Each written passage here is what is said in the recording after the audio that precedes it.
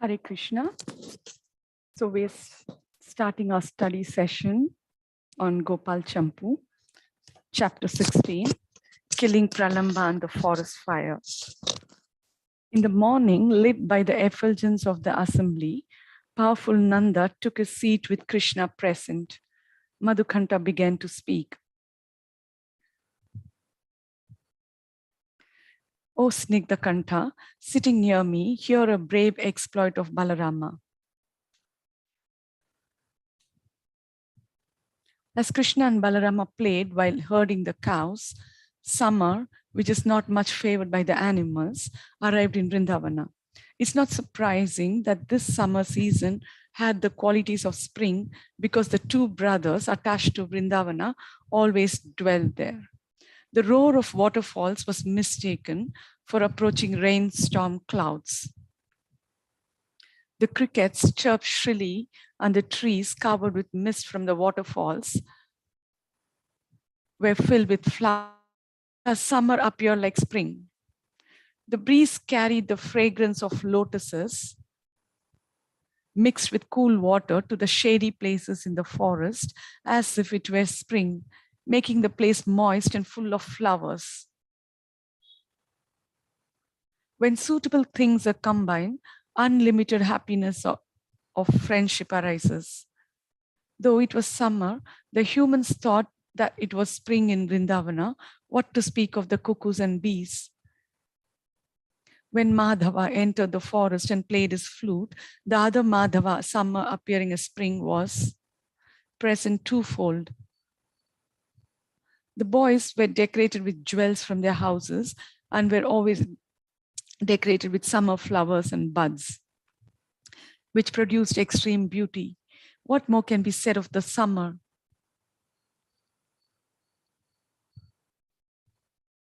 Sridama, Sudama, Vasudama, and others gathered in a group not far away, not too far away, in order to keep a watch on them. Subala, Arjuna, Krishna, and Balarama came, danced about, and then joined them. They began to speak while giving blessings. Where do you seem to be dancers? Where are you going? Sridham and others revealed their intentions with joyful minds. Magnanimous souls, we come from far off. Our minds are dancing because of hearing your glories. We also desire to dance with our bodies in front of you. We cannot stay a long time anywhere. Our eyes and ears are now fully satisfied.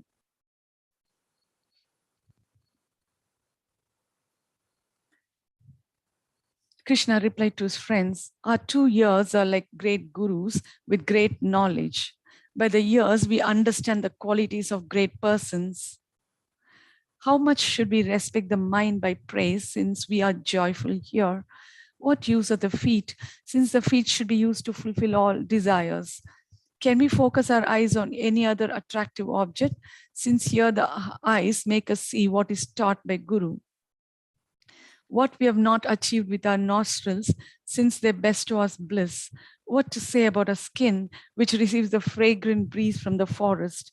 Do you not experience some auspicious emotion from this? By those results, you are inundated internally and externally. There's no harm if the glorious Creator stays here, even by his name. All the Upanishads cannot glorify his form. We simply dance, forgetting ourselves. Will we not gain great fortune on ourselves by the mercy of the feet of that great soul, since he has made us like Devatas by his extraordinary unblinking effulgence?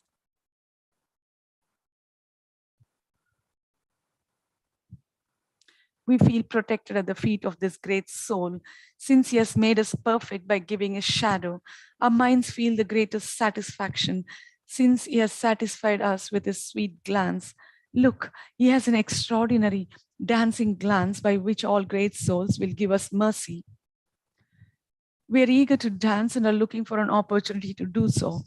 The assembly members said, O people with elevated desires, if you are dancers for all festivals, then please perform the dance with an attractive black form, amazing like a painting which is not a painting. The dancer should wear a peacock feather, but be more attractive than a peacock.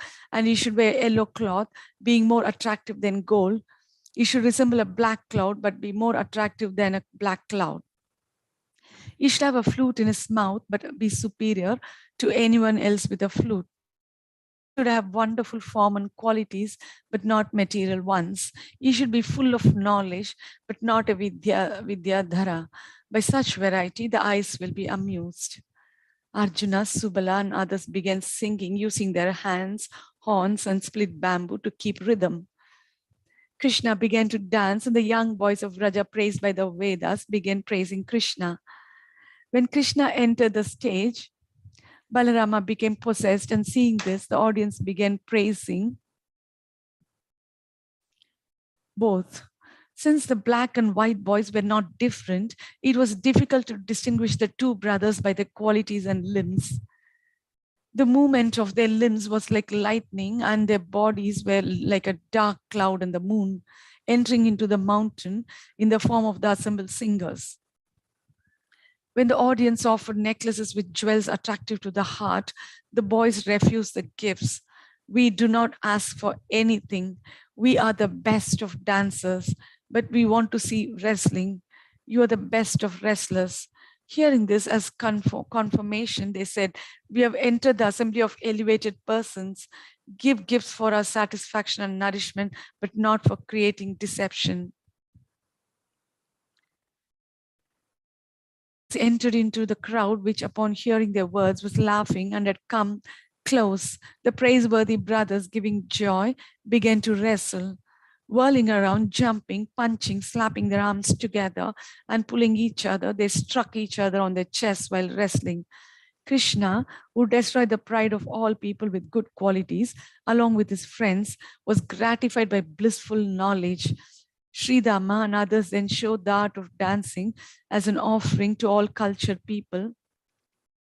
Because the dancing produced great bliss, Krishna with enthusiasm accompanied them with difficult rhythms to test their skill. Shukdeva says, Kvachin nityatsu chanyeshu gayakau vadakau swayam shasham satur maharaja sadhu sadviti vadinau. While the other boys were dancing, O King, Krishna and Balarama would sometimes accompany them with song and instrumental music.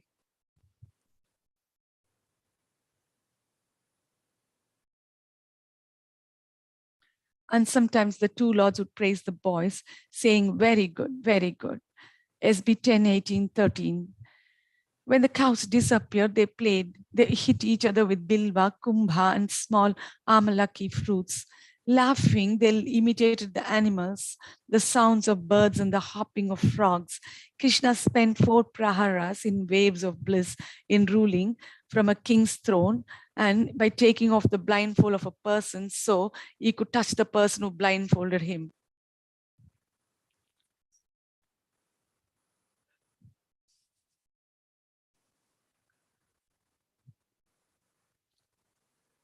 Krishna played the king.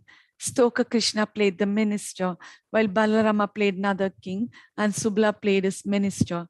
Śrīla and Bhadra were the commanders of the army.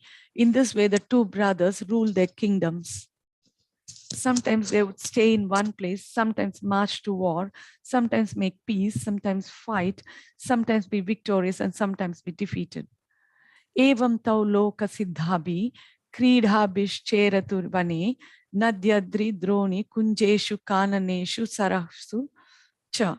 In this way, Krishna and Balarama played all sorts of well-known games as they wandered among the rivers, hills, valleys, bushes, trees, and lakes of Vrindavana. In this situation, after some days, one morning, Kamsa began to think deeply about the deaths of his demon associates and became perplexed.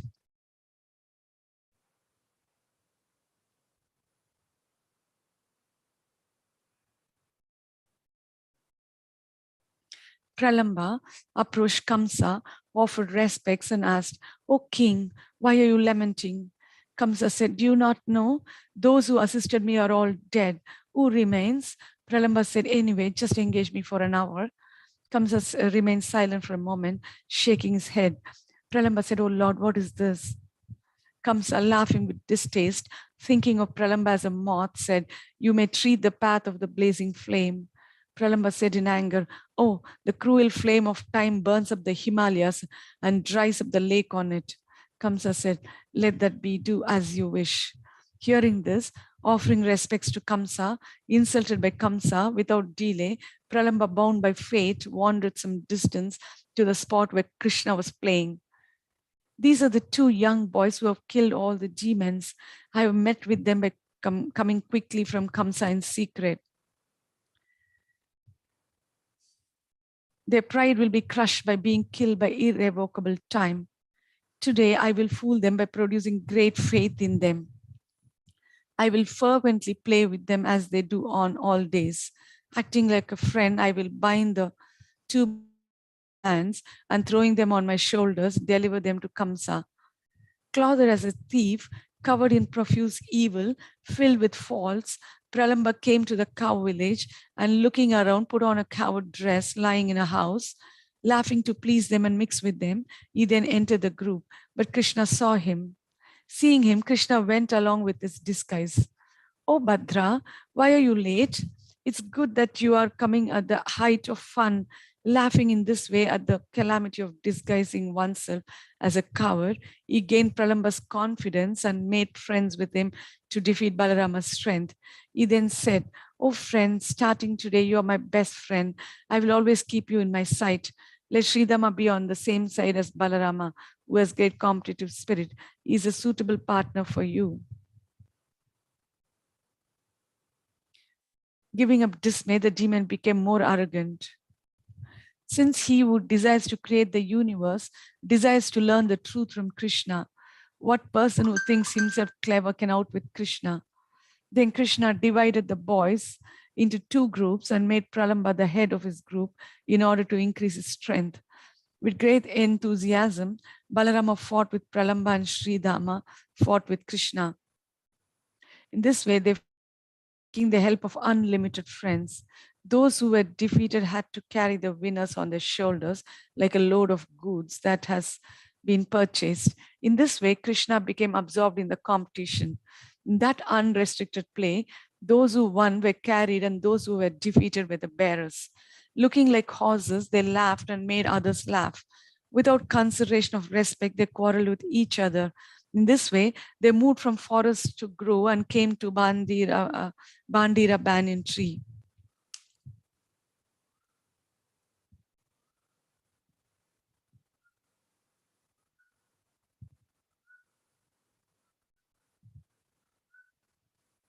And came to Bandira banyan tree. When the playing became intense, Krishna, in order to have Pralamba carry Balarama on his shoulders, not caring if he was defeated or considering who was strong or weak, made his own group accept defeat.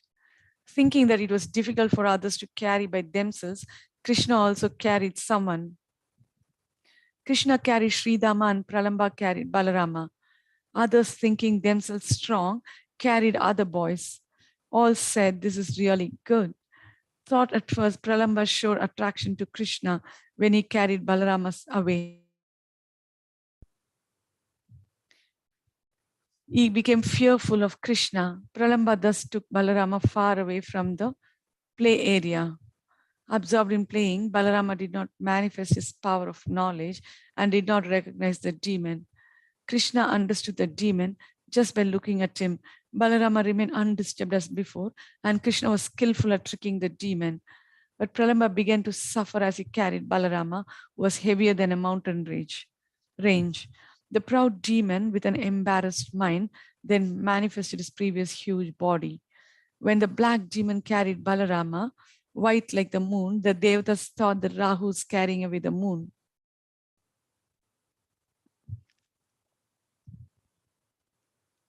Suddenly, feeling a little fear, Balarama looked at Krishna's face.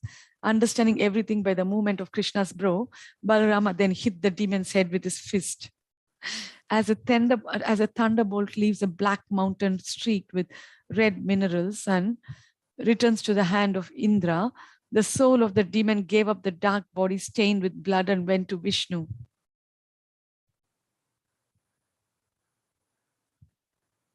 Seeing simultaneously Pralamba fall far away and Balarama approaching close, everyone smiled. The two brothers, with tears in their eyes, embraced.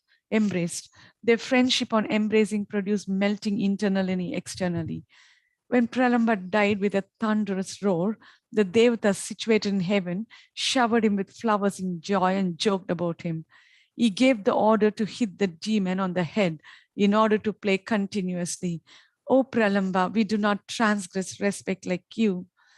Though some disturbance was caused by the death of Pralamba, the coward boys left the place where he was killed, polluted like a crematorium ground, and went to play under Bandira's huge expanse of branches extending 4 kroshas.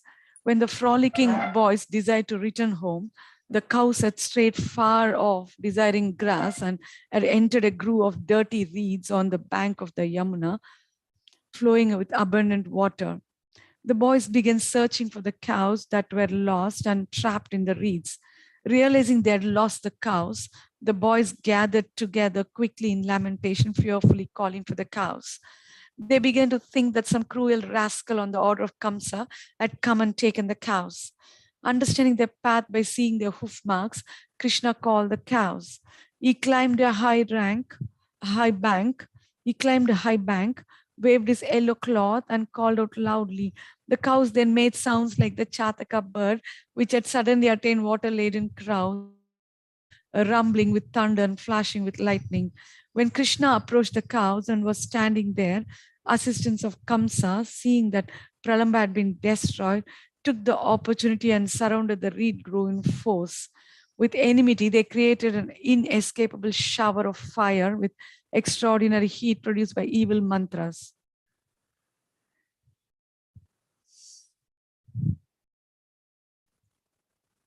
The fire burned angrily, throwing off sparks and blazing up, scorched the reed grove with a sizzling sound. The cows became frightened. They gathered together and separated in panic. Krishna and Balarama, as if absorbed in playing, from far off gave shelter to their friends, since they were their protectors.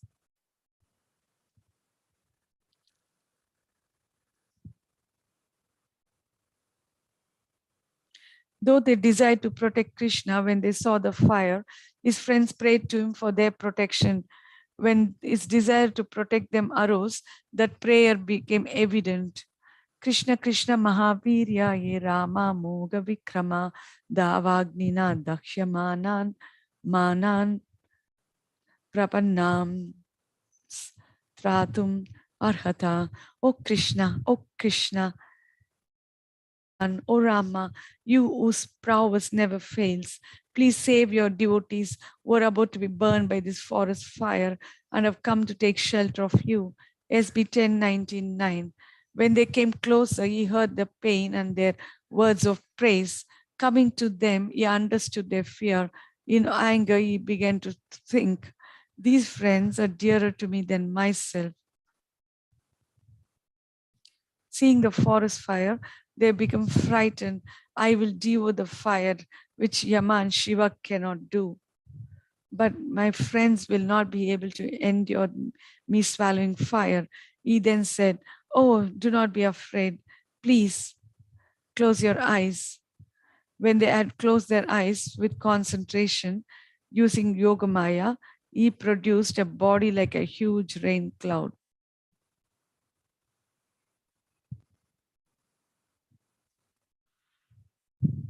With its huge mouth, he devoured the forest fire without difficulty. Some say that by his desire, the fire became like a drop of nectar. By his desire, something else was accomplished. Tataschate kshini unmilya punarbandiram apita nishamya vismasan atmanam gasha mochita. The coward boys opened their eyes and were amazed to find not only that they and the cows had been saved from the terrible fire, but that they had all been brought back to the Bandira tree. SB 10:19:13. Retrieving the cows, Krishna, playing his flute in the company of Balarama and spreading his glory among his friends, returned to Vraja in the evening. The cows' dust rose in the air and their hooves sounded.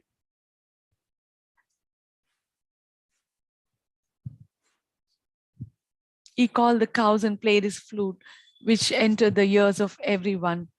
Attracted by the sound and dust, the citizens of Gokula did not know what was behind, in front, or beside them, and were unaware of themselves. When people came from all directions, they made the sky dark with dust.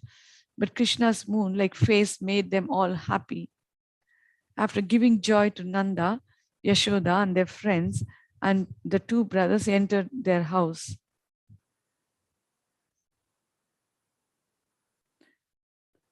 The cowherd boys opened their eyes and were amazed to find not only that they and the cows had been saved from the terrible fire, but that they had all been brought back to Bandira tree.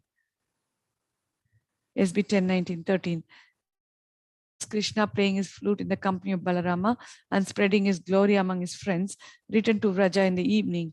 The cows' dust rose in the air and their hoofs sounded. He called the cows and played his flute, which entered the ears of everyone.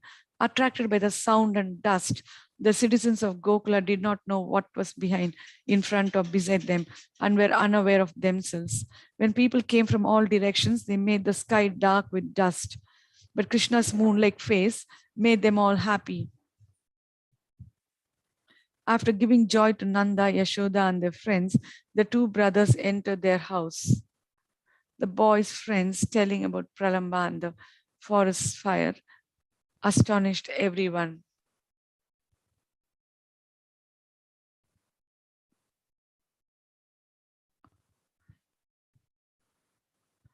The boys' friends telling about Pralamba and the forest fire astonished everyone. The story was finished when the narrator said, "O Nanda, by good fortune, by good acts, you have given birth to a son who swallowed a forest fire out of love for his friends."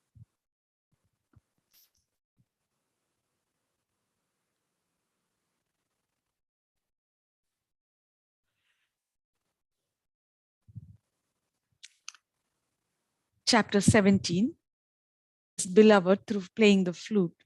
As on previous days, Madhukanta, enthusiastic in the extraordinary evening assembly of Sakhis, began to speak. After the killing of Dhenuka, the passion of the gopis, like a glowing lotus bud, increased daily in desire as before due to the external actions of Krishna, a bee. Radha's desire became most intense. That is indicated when describing the mutual love of Radha and Krishna.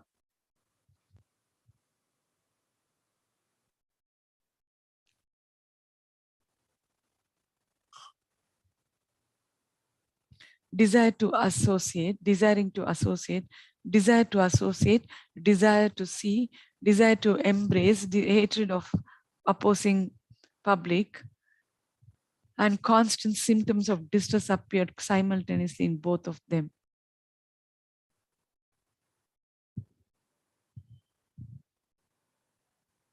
Because of this, even though they were separated separated by distance, their desire was one.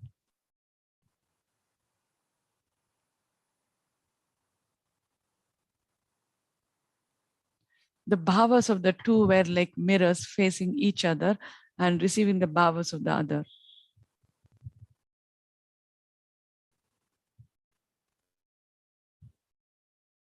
Whenever Radha or Krishna fainted in private, they had an internal vision of their lover, equivalent to actual presence for bringing auspicious results. Holding a desire for Krishna, all the young women of Raja passed the autumn season and came to the winter month of Shirsha, when they were to go to the houses of their husbands.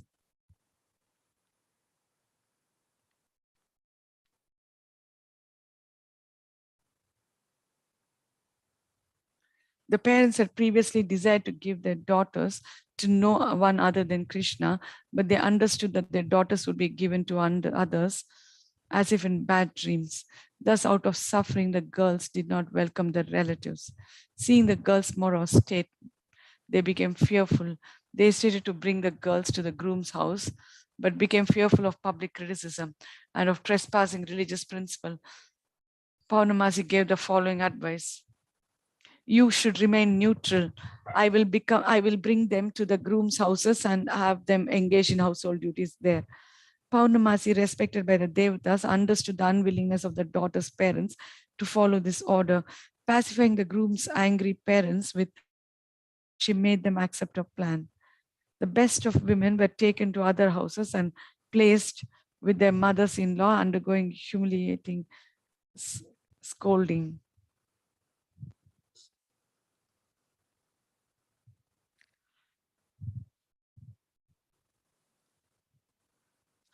Though it was impossible for them to obtain Krishna in those houses, Purnamasi made arrangements so that the girls had no intimate contact with their husbands, thus preventing intolerable mental agony.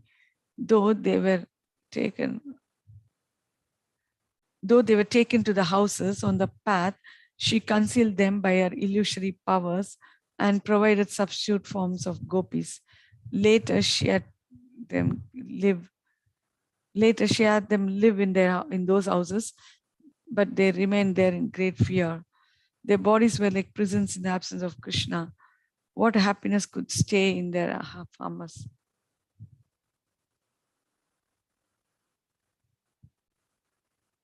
Later, she had them live in those houses, but later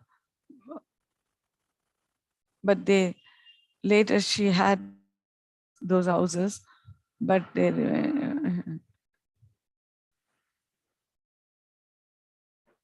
bodies were like prisons in the absence of Krishna. What happiness could stay in their father's houses? Produce.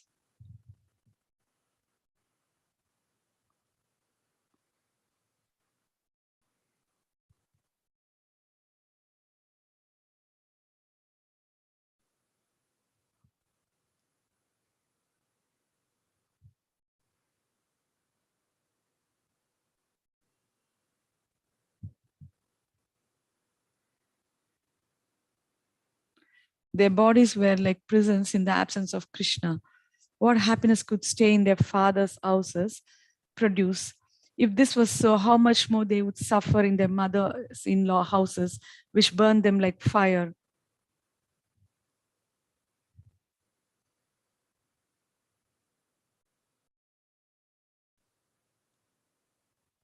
Since favorable circumstances became most unfavorable without Krishna, unfavorable circumstances became like a bed of fire.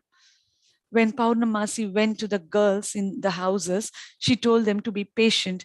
If you think your limit has been reached, then escape. I will arrange this by my inconceivable power. I will make a place where you can flee. Going from their which were like the king's prison, they went to the enemy prison and remained there. Confined there, their longing for Krishna increased. This longing of the gopis holding prema for Krishna became one with their life. When the desire for Krishna rose in their minds, they hid it under their consideration of dharma. Like fire hidden by damp wood. This is described taking Radha as the main example. How can I give up the person who is my life, who has an attractive effulgence and sweet form, whose qualities stun me, whose heart is always soft, who is the shelter of all the women who are like chakora birds. But dharma comes and blocks the path of adharma, which destroys respect.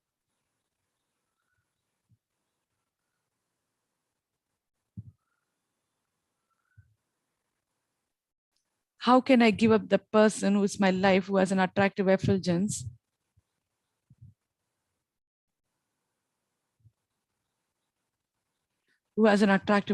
and sweet form, whose qualities stun me,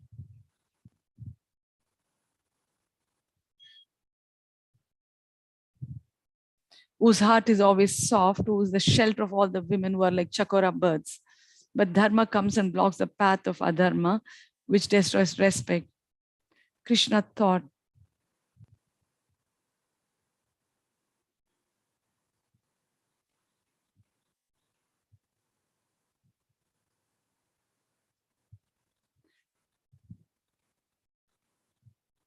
Krishna thought, Radha, my heart and my life is under another's control. Remembering her, my mind loses consciousness. Remembering Radha, Krishna rubbed his eyes red with affection with his yellow cloth for some days. He was eager to meet her. How will I reveal what is in my great friend, the mind which trespasses dharma? Thinking profoundly, he then simply used his glances. The gopis describe his glance. Sharad Udashaye Sadhu Jata Sat Sarasijodara Shri Musham Drisha Surata Nata Te Shulka Dasika Varada Nignato Neha Kimbada. O Lord of love, in beauty, your glance excels the world of the finest, most perfectly formed lotus within the autumn pond.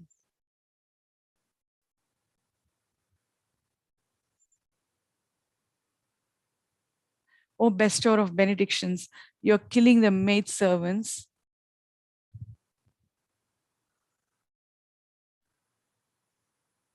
O bestower of benedictions, you're killing the maidservants who have given themselves to you freely without any price. Isn't this murder? SB 10.31.2. O bestower of benedictions, you are killing the maidservants who have given themselves to you freely without any price. Isn't this murder? SB 10.31.2. For when Krishna throws his glance elsewhere, the wise describe the results in terms of scriptural benefits. But when he throws his glance on the gopis, they consider it a sword. This fire of love remained in the hearts of Krishna and the gopis day and night. At dawn and dusk, this spark of love shone like the sacrificial fire in a Brahmana's house. Fueled by ghee in a Brahmana's house, fueled by ghee in the form of seeing each other. When the moon of Krishna went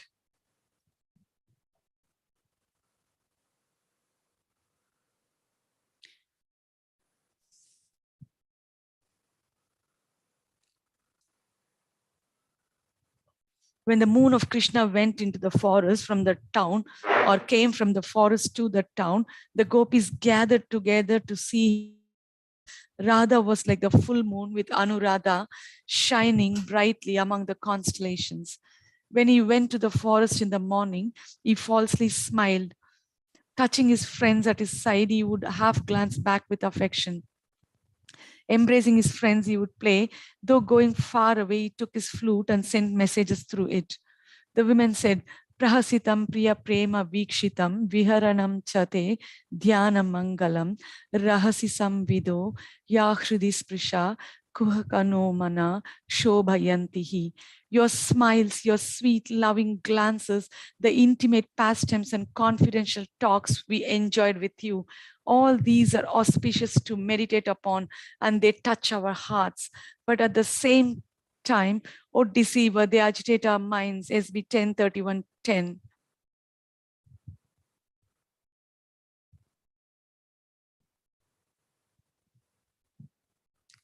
When he entered the town, he showed his lotus face surrounded by locks of hair resembling a swarm of bees eager for a lotus, covered with dust raised by the cow's hooves. It seemed as if the gopis' black eyes were bound to that face by the noose of Cupid. The gopis spoke, Dina parikshaye nila kuntaler vanaruhananam bibridavritam jasvalam darshayan muhur manasinasmaram veera yachasi. At the end of the day, you repeatedly show us your lotus face, covered with dark blue locks of hair and thickly powdered with dust. Thus, O hero, you arouse lusty desires in our minds.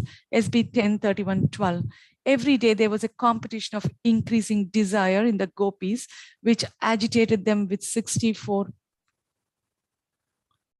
types of emotions favorable for love during Chaitra and Vaishakha months.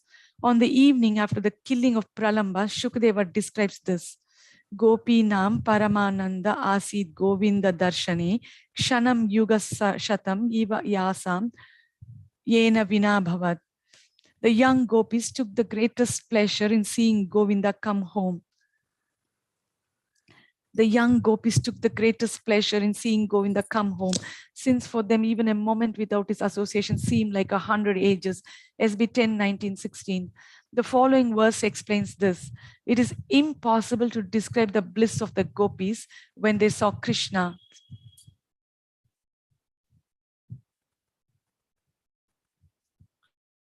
One could ascertain this manifesting when they perform their duties. Just as a moment's separation from Krishna seemed like 100 yugas, 100 yugas of meeting Krishna seem like a moment. If a moment's separation from him seems like 100 yugas, we remain in anxiety counting the days and nights. Seeing Krishna in the early morning with difficulty, the gopis passed the summer months. Then the monsoon season arrived with rumbling clouds. When friends saw the continuous unrestricted longing in the gopis and prevent news of Krishna from reaching the gopis, the monsoon season, seemingly an enemy endowed with clouds and lightning, produced additional spurtis of Krishna.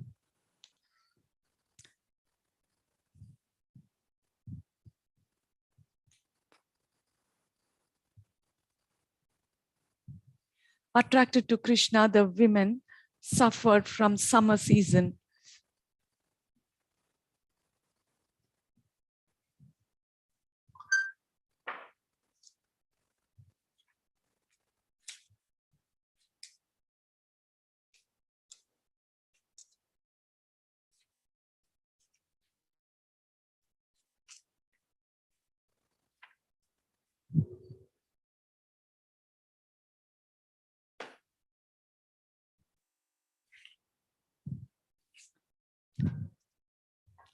A spurti is a temporary appearance of the form of the Lord, though is actually present somewhere else.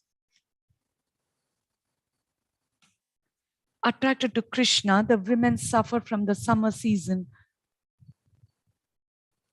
thinking they would get relief in the monsoon season. They welcomed it, but the opposite happened and they simply suffered.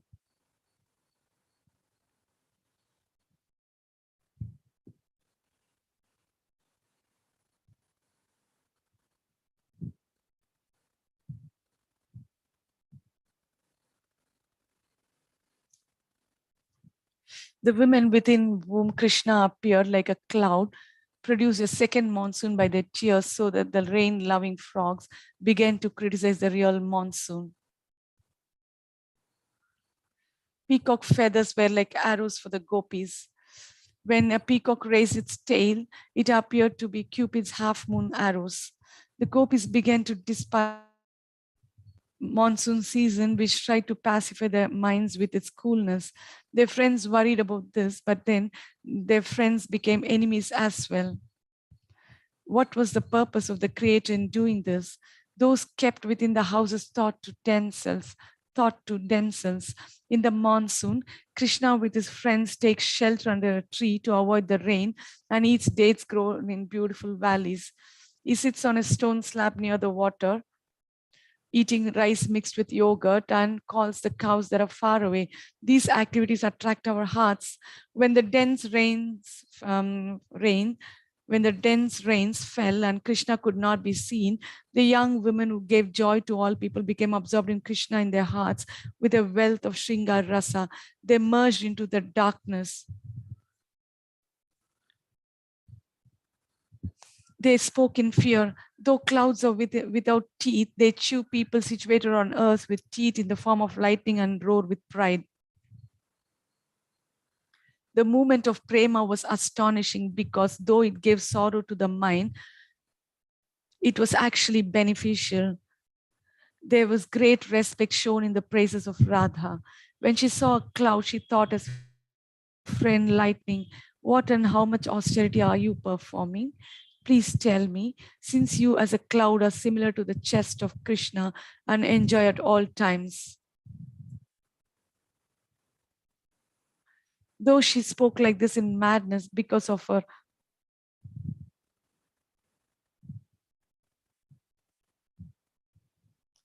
Though she spoke like this in madness because of her reservation in front of her friends, she spoke differently in their presence.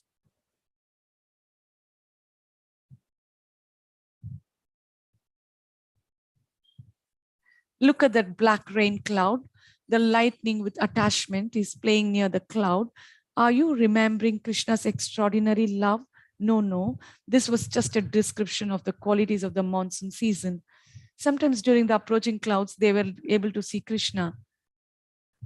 Oh, Radha, do you desire him? No, no. She detested with that intense blackness. After seeing Krishna briefly, they did not notice the sweet dancing of the peacocks, which gave great happiness to Krishna. They never forgot the peacock feather on his head. When the monsoon, creating so many obstacles, was over, the autumn season arrived. They thought that the autumn would bring a cloudless sky, but when autumn arrived, it brought double confusion in their emotions. Though previously Radha had suffered on seeing the cloud with lightning, now she suffered from not seeing the cloud which was similar to his complexion. The wind god, inspired by the Leela Shakti, brought to each of them verses written on fresh leaves by the fingernails of their lover.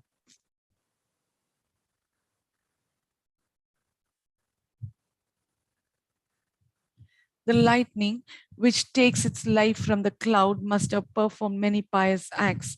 One sees the lightning with the cloud and one does not see it without the cloud. The moon has given up the covering of clouds. The swan and the blue lotus have become beautiful, but these are not seen in the autumn in Vrindavana. What a useless creator. Accidentally receiving these messages, Radha and Krishna continually embrace those leaves while weeping, making them the center jewels of a necklace situated within their golden hearts. The Sakis burn in the fire of separation. Ah, the autumn made the water lily, lotus, and moonlight blossom with purity, but contaminated the Gopi's mind, eyes, mouth, and lips. How could the Sakis tolerate this? This is described. Ashlishya samashitoshnam prasuna vanamarutam janastapam juhur gopyo na Krishna hrita chetasa. Except for the gopis whose hearts had been stolen by Krishna, the people could forget their suffering by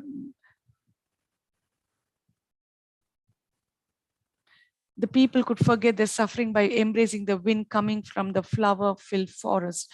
This wind was neither hot nor cold. SB 10, 20, 45.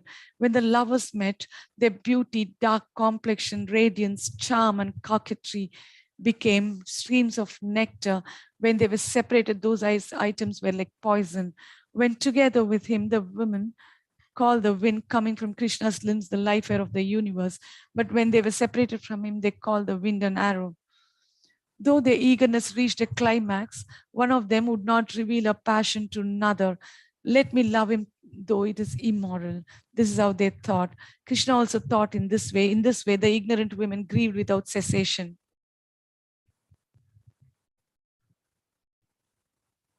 Finding no other alternative, Krishna, though fearing the glances of eyes, like being beaten with a stick when the gopis did not accept to be controlled, began playing his flute to control them. It will be said in this regard by the gopis, O pious mother Yashoda, who's expert in all the arts of herding cows, has invented many new styles of flute playing. SB 10:35:14. First, with absorption, he played tunes on the flute in the company of Balarama. When he would herd the cows in the forest potent with love, he would astonish his friends who were beyond material conception by joyfully playing his flute daily, displaying the highest excellence, along with Balarama, who was decorated with most attractive qualities. The gopis then had a full experience of Krishna's Purti. This occurred regularly since the nature of prema is that the sought object becomes its target from far off. The logicians class arthapatti, inference from circumstance, as part of inference. Thus, one can easily infer that all the women were Krishna's lovers. The gopis whose hearts were inundated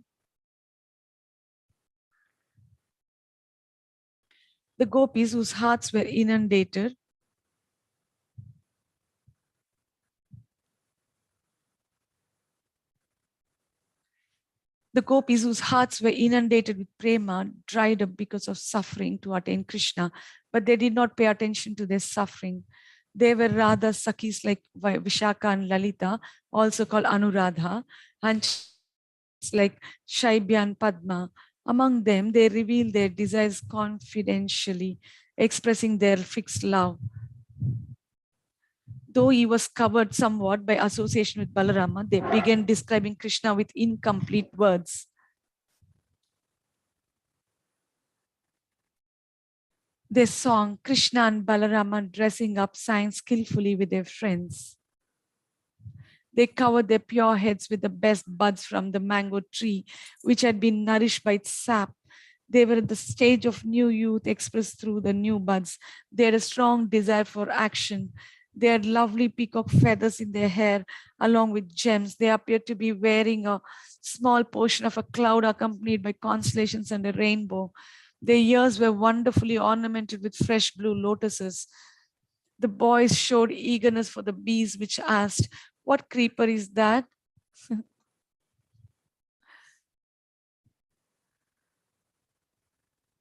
Twirling lotuses in their hands, they displayed the highest attractiveness, attracting the bees with a pleasant shower of sweetness.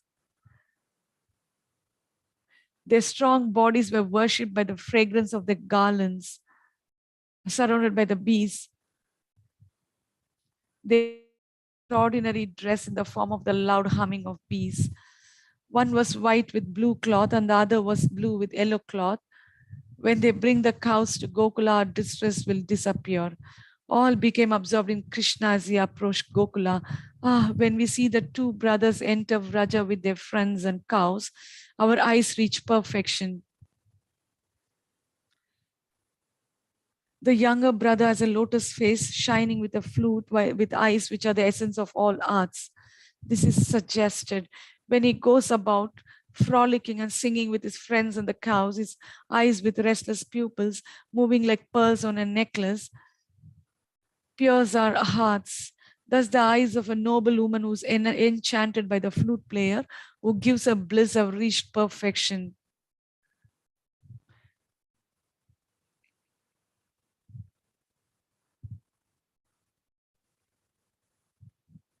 Overcoming shyness to some extent to reveal his desire when he noticed the gopis' affection and having great intelligence corresponding to the strength of his pleasurable awareness of their feelings. While glancing at Balarama, he then began improvising on his flute with amazing skill, increasing the beauty of the music at every moment on the pretext of playing for Balarama only. All the gopis at once became enchanted, shy to reveal their love, describe Krishna while indicating Balarama. Holding their sticks and ropes, wandering in various forests to herd the cows while playing their flutes, making the mountains move and the water motionless, they make lifeless entities manifest opposite qualities. The following is suggested. Of the two who destroy everyone's dharma, Krishna completely uproots our sense of dharma, thinking that by playing songs in this way, everyone would become bewildered.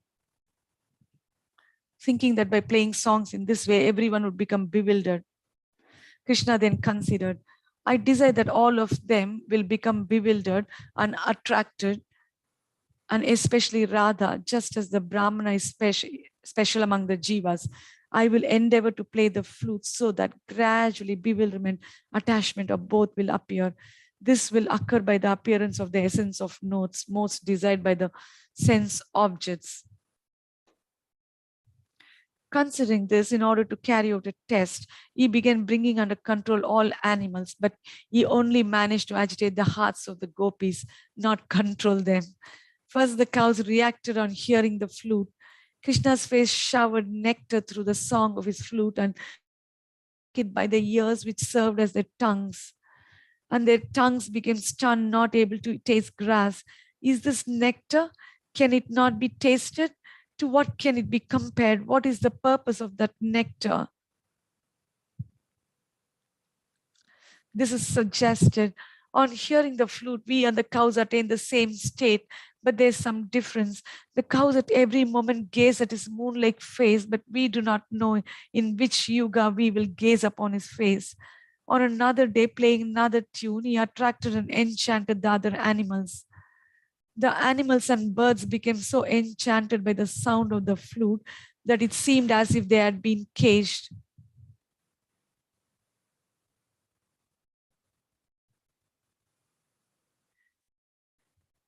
This affected the gopis. Vrindavana broadcast the glories of the earth, for here Krishna personally played while marking the land with his lotus feet. By the sound of his flute, the peacocks danced and the wild animals became civilized. Vrindavana had become a dancing arena. This is suggested. We do not have the capacity to attain the good fortune of Vrindavana. We worship the peacocks because of their good fortune at every moment.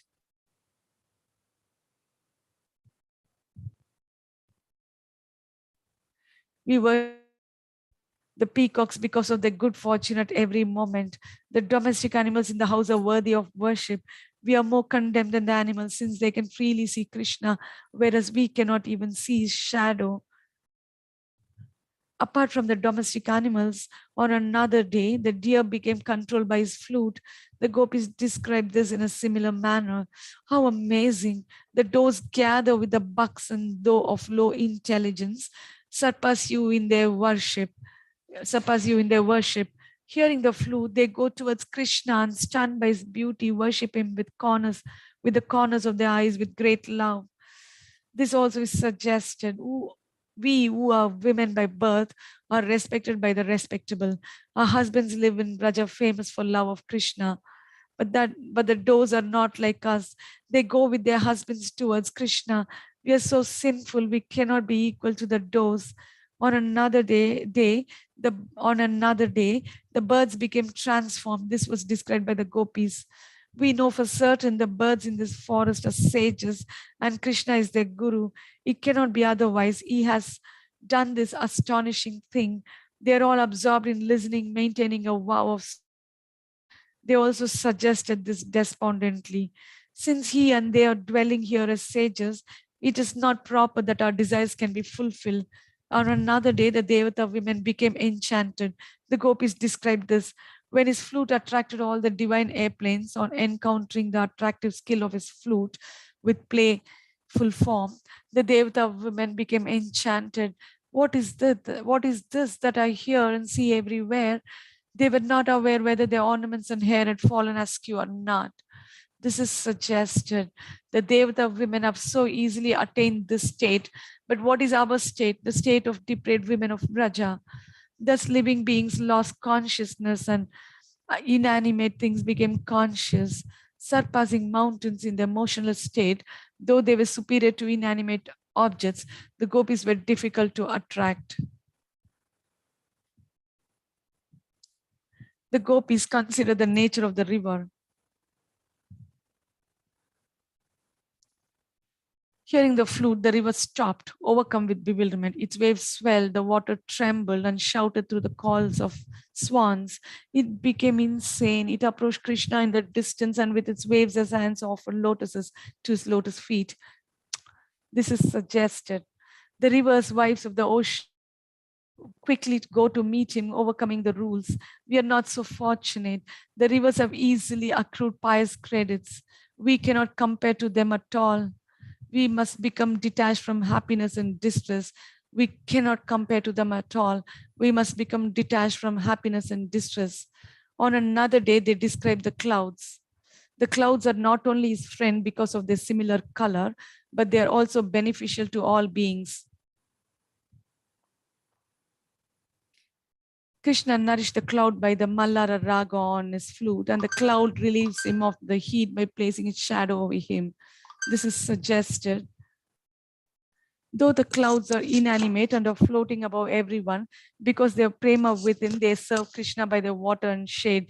We are unfortunate.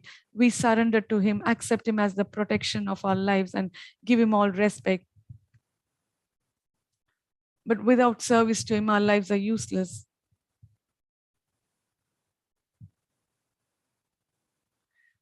Even the pile of rocks, the mountain, has attained happiness. Govardhana is clearly the best servant of Krishna, for when he climbs the mountain with Balarama while playing the flute, it serves him along with the cows and his friends continuously with elegant shoots sprouting by the touch of his lotus feet and by the waterfalls. Not only do they stand on end, please listen to something else astonishing. If you do not believe it, look at another mountain. Becoming most affectionate for Krishna, on hearing the sound of the flute, it becomes smooth so that at every moment it can witness the main markings on his feet. This is hinted.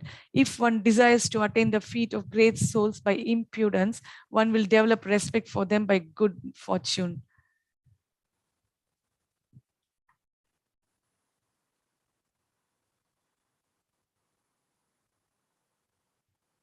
Thinking of the gopis' mood in not attaining Krishna and identifying with their insane condition, with agitated heart and compassion, Madhukanta, with choked throat, covered his face with his cloth.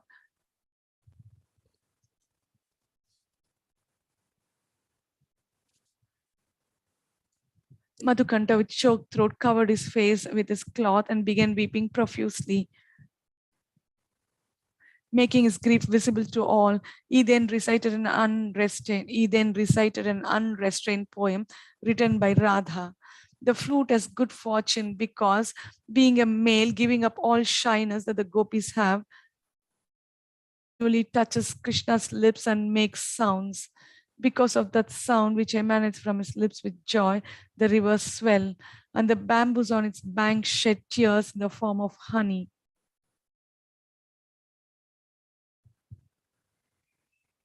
This is hinted. I pray for the body of a bamboo flute, not the body of a respectable woman. Krishna, attracted with eagerness, with great affection, will play the flute. This experience is impossible in any other body.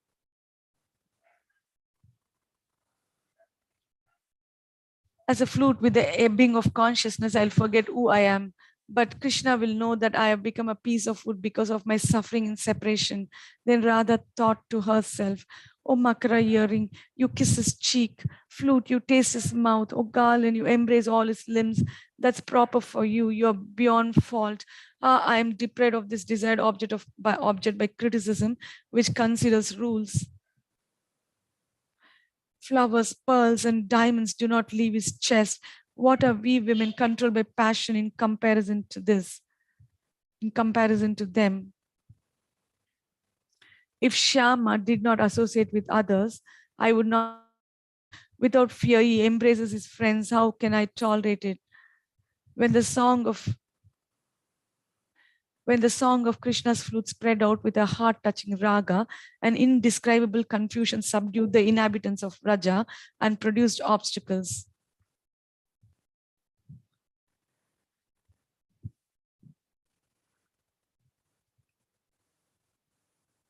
Increase in desire. This will be the subject tomorrow. Folding his hands, he said, "O Radha, no one can know the endeavor that your lover makes for you since it's internal." When the lengthy topic was completed, all returned to their houses. Chapter 18, defeating Indra's pride and increasing Govardhana's pride. In the morning, when the effulgent members sat in rows in the assembly of Raja, Snigdhakanta began speaking joyfully with tears in his eyes and a choked voice. Among the months, the end of Ashwina month has special qualities. People from the outskirts of Raja, wearing clothing fit for sacrifices, became absorbed in deep bliss. Nanda and others walked about with sons and followers with generous hearts. Giving orders to those purifying the area, sacrifice to Indra. Giving up their houses, they lived outside. One day in the evening, returning from the pastures with Balarama, joyful Krishna with curiosity looked at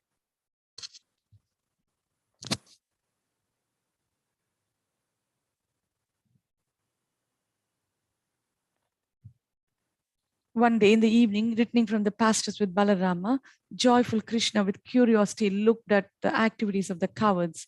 He stayed there because of great curiosity and desire. Since he had seen this on many previous years, it was not novel. However, because of boldness, along with anger at Indra, he became affectionately angry at his father and others and began to inquire out of seeming ignorance. Indra is proud, taking the cowards as insignificant. I am a protector of all those who protect the universe. Daksha and other Prajapatis, the Manus, the kings of the earth, the sages born from Brahma, are all present here as my representatives. But yet my family members have great devotion to Indra. To make clear Indra's pride, he then inquired while feeling miserable within. Oh Father, please tell me, why are you intently engaged? If it is for Devata, what is the scriptural authority and what is the result? Perceiving somewhat Krishna's intention from understanding his learned questions,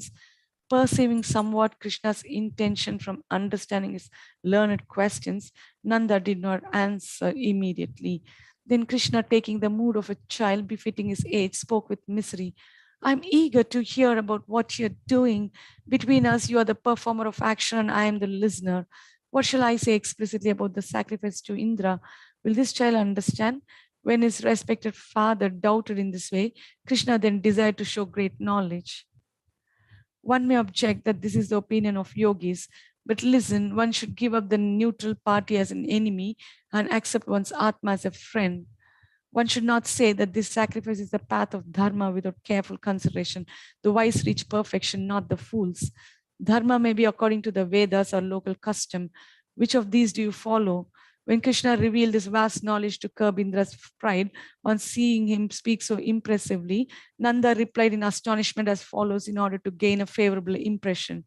Though this act is a local custom, since it has been passed down by tradition and is proper, we consider it Vedic. Indra, the object of worship, is the giver of rain and is omniscient. It is traditional worship, a feature of hearing an answer, which was an action prominent in Karma Yoga, and desiring to diminish the stature of Indra, he destroyed the position in Indra by following the opinion of those learned in Karma Kanda.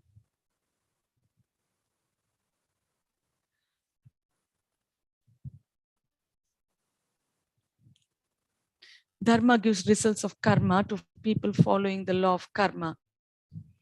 Therefore, Indra is simply following karma. Offering to a person dependent on karma is offering sacrifice to ashes. Offering to the household fires for cooking food will maintain oneself and family members.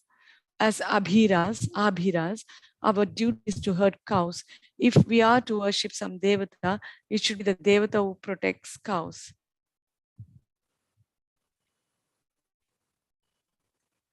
He then argued that by taking ideas from the Sankhya scholars, fearing that Nanda would say that Indra is the rain giver.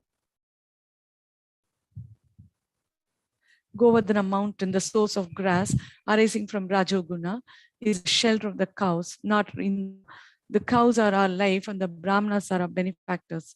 If we take shelter of them, then the Devatas will recognize this.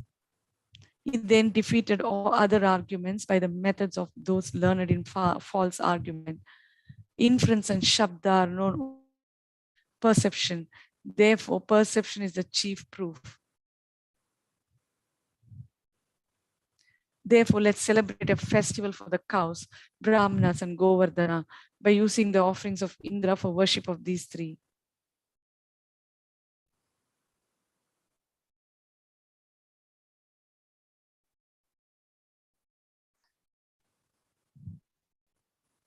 By using the offerings of Indra for worship of these three. If sacrifice must be done, then make offerings to the fire. The sacrifice is a shelter of all, for all, and is directly seen as such. You should satisfy the Brahmanas with gifts of cows and money. This is simply your nature, not under the control of higher powers.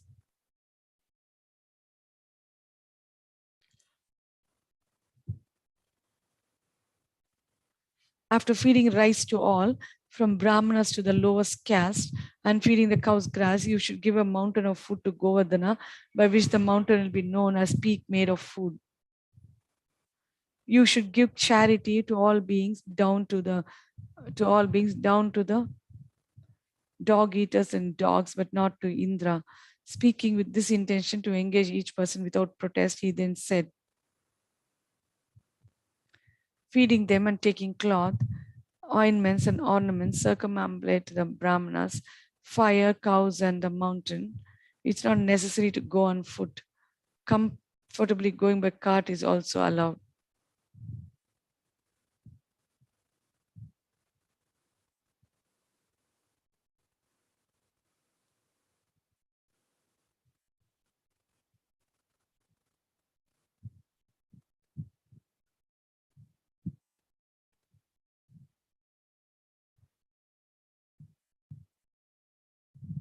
Feeding them and taking cloth, ointments, and ornaments, circumambulate the Brahmanas, fire, cows, in the mountain.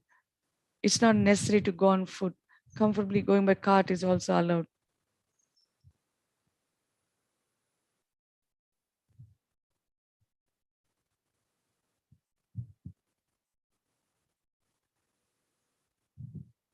Those who take the remnants of Govardhana born as humans in Braja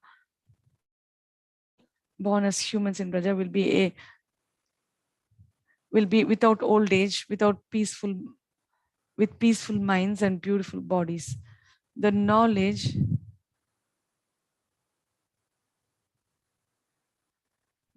called Govardhana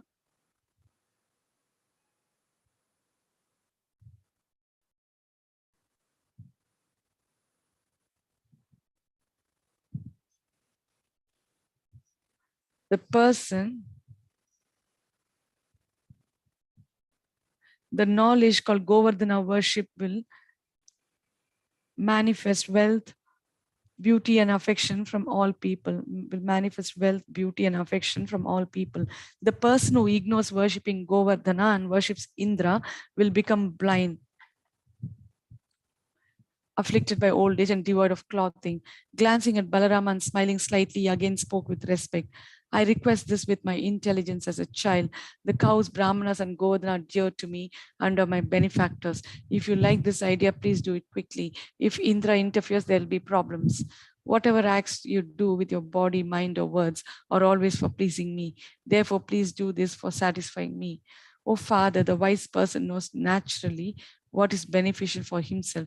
If he does not, he should not speak. If he speaks, he certainly should know. Though the speech was full of contradictions, hearing the fluent description and seeing his face, all the cowards and Brahmanas who came for the festival accepted it as authoritative. Whatever a dear person speaks is pleasing and accepted by all. If those words are even a little correct, however, how much more they are respected.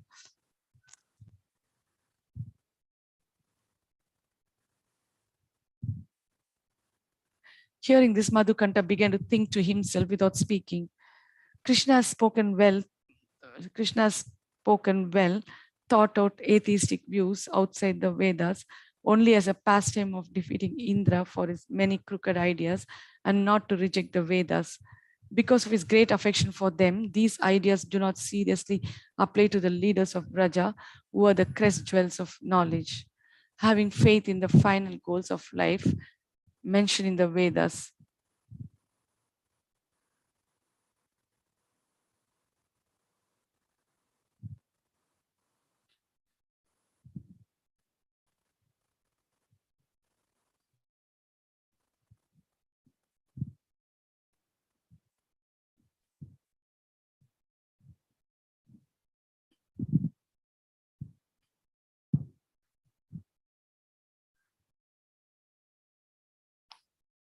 Krishna has spoken well thought out atheistic views.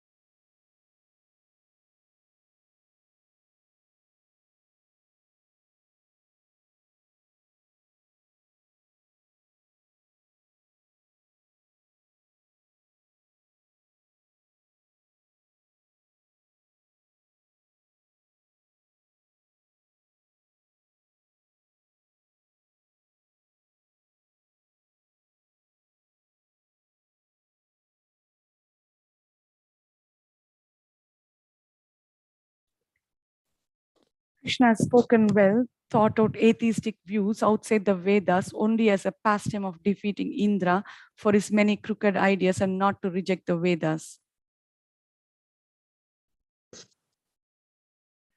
Because of his great affection for them, these ideas do not seriously apply to the leaders of Raja, who are the crest jewels of knowledge, having faith in the final goals of life mentioned in the Vedas. Since Krishna's mood is accepted as the highest by the gurus with knowledge of God, it is said, Aho bhagyam, Nanda Gopa Vrajaukasam, Yan Mitram Paramanandam, Purna Brahma Sanatanam. How greatly fortunate are Nanda Maharaja, the coward men, and all the other inhabitants of Rajabhumi. There's no limit to their good fortune because the absolute truth, the source of transcendental bliss, the eternal supreme Brahman has become their friend. What he spoke with the desire to defeat Indra resulted in the highest pinnacle of spirituality. The moon born in the family of Raja's kings had the desire to hold a festival of the greatest joy.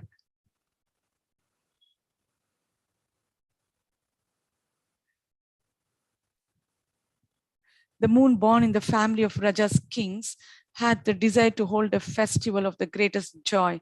He then spoke aloud. Then what happened? Snigdhakanta said, after the dark moon celebrated with Deepavali, after the joy of giving gifts on that day,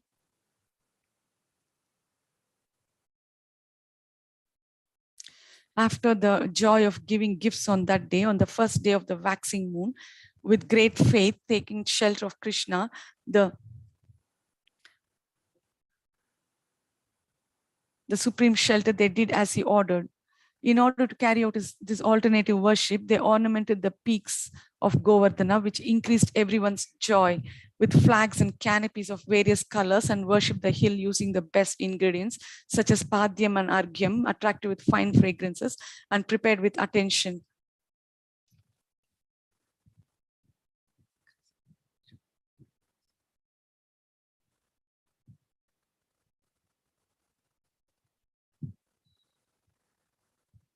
They made offerings everywhere on Govardhana in the form of hills with ghee resembling waterfalls, with various colored vegetables resembling the Gaurika minerals on the cliffs, with unsurpassable rivers of milk and lakes of yogurt.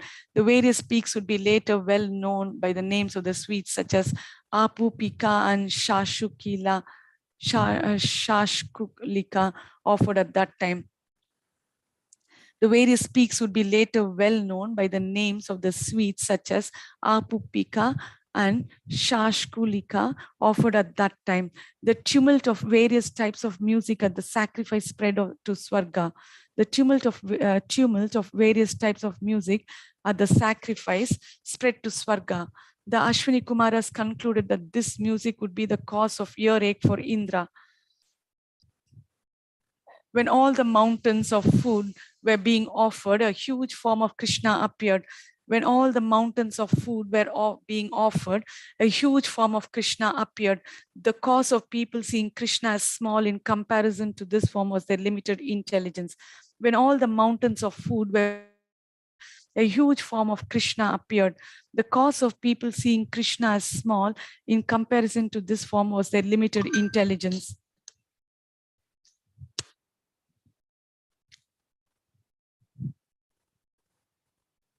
Poets describe the huge expanding form joined to the rocky mountain beneath. Is this a golden black effulgence? Is it a cloud with lightning? Or is it a mountain shining with minerals? Or is it Krishna appearing in an expanded form? This huge form surpasses a mountain of lamp black. Its clothing surpasses the evening cloud. Its ornaments surpass the effulgence of the sun.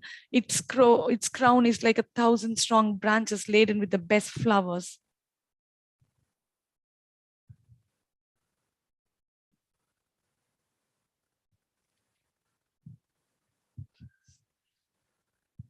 This lord of the mountain causes astonishment to my eyes. Then the sweet form called Krishna, expert at defeating the cleverness of Brahma, inquired with humility, "Oh Lord, who are you?" Rumbling like thunder to make the clouds wander, with meaning to make clouds stop moving, Govardhana spoke, "O members of an unprecedented festival, I am the mountain." Rumbling like thunder to make the clouds wander, with meaning to make clouds stop moving.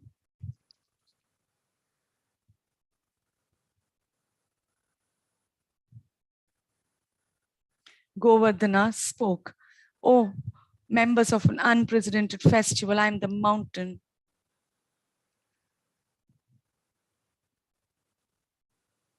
Hearing this, Krishna, the enemy of the demons and friend of Sridhama and others, spread his arms and stopped the cowards who were making ever-increasing irrepressible commotion.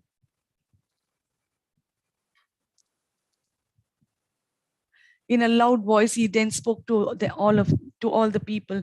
"This divine being is worthy of our respect, since it has produced direct faith by accepting to manifest this huge expanded form out of his eagerness and compassion."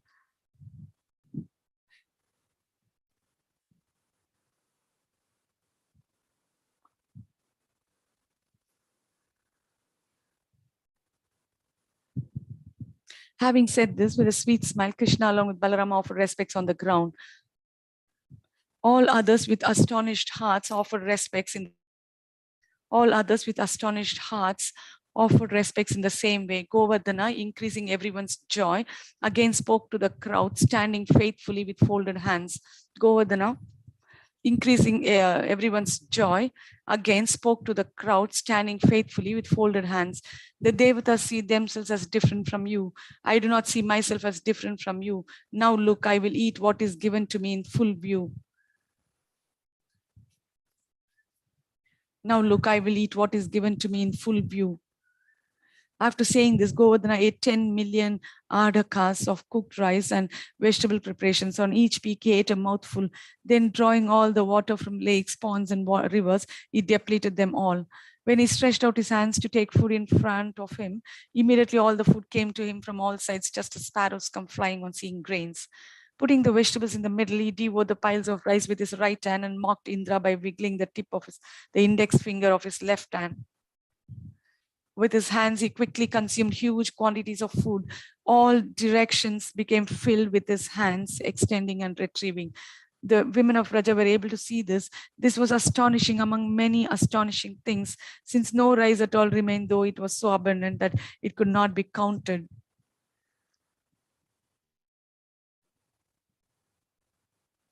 As Govardhana, king of mountains, continued to eat, more food was prepared in order to satisfy his appetite.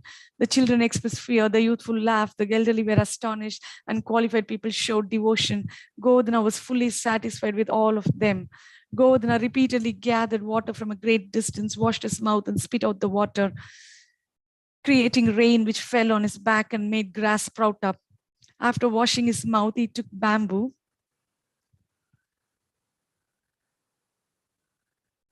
After washing his mouth, he took bamboo sticks to clean his teeth. Having shown this form to satisfy living beings, he then withdrew it. Making piles of betel nut, he began chewing it with pride. He showed a face as brilliant as the morning sun. When it came time for Aratrika, they became bewildered. How can we perform Aratrika to this huge form? Thinking in this way, their hearts fluttered. Slightly laughing, Krishna arranged another utensil as a lamp, which moved above and below with 1,000 flames. Seeing that the mountain had become conscious and that it desired, searched, and took, the people placed their hands on their heads in astonishment and stood up, giving blessing to all the benefactor mountain, then suddenly disappeared. Offering respects, the people stood for a few moments motionless like pictures. When they conscious, Krishna spoke to the people assembled for the festival. "See, this mountain has mercifully shown this huge form and eaten all the food. It seems that anyone who disrespects him will be punished. Since he has taken Indra's offering, he must be very powerful." With great faith, they then worship the cows which possess the highest prema. The cowards and cows of Raja first exchanged affection.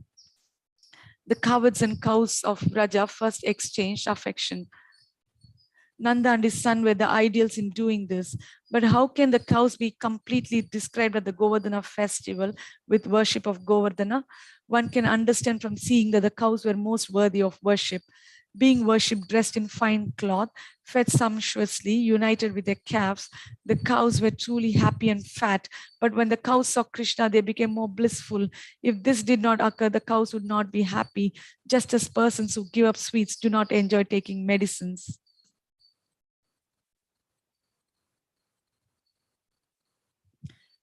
With gold caps on their horns, silver on their hooves, and bells jingling, they appeared most beautiful. The cowards were astonished by the worship that Krishna and other cowards performed for the cows. Following the rules, approaching the calves decorated with colorful cloth, herding the cows out of sport, after giving up noisy laughing, they then let them take rest while giving them food. They circumambulated them, offered respects, and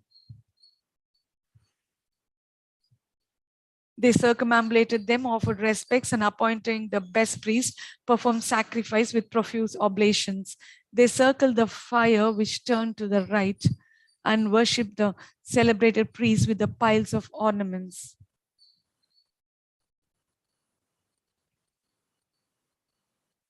They worshipped Krishna.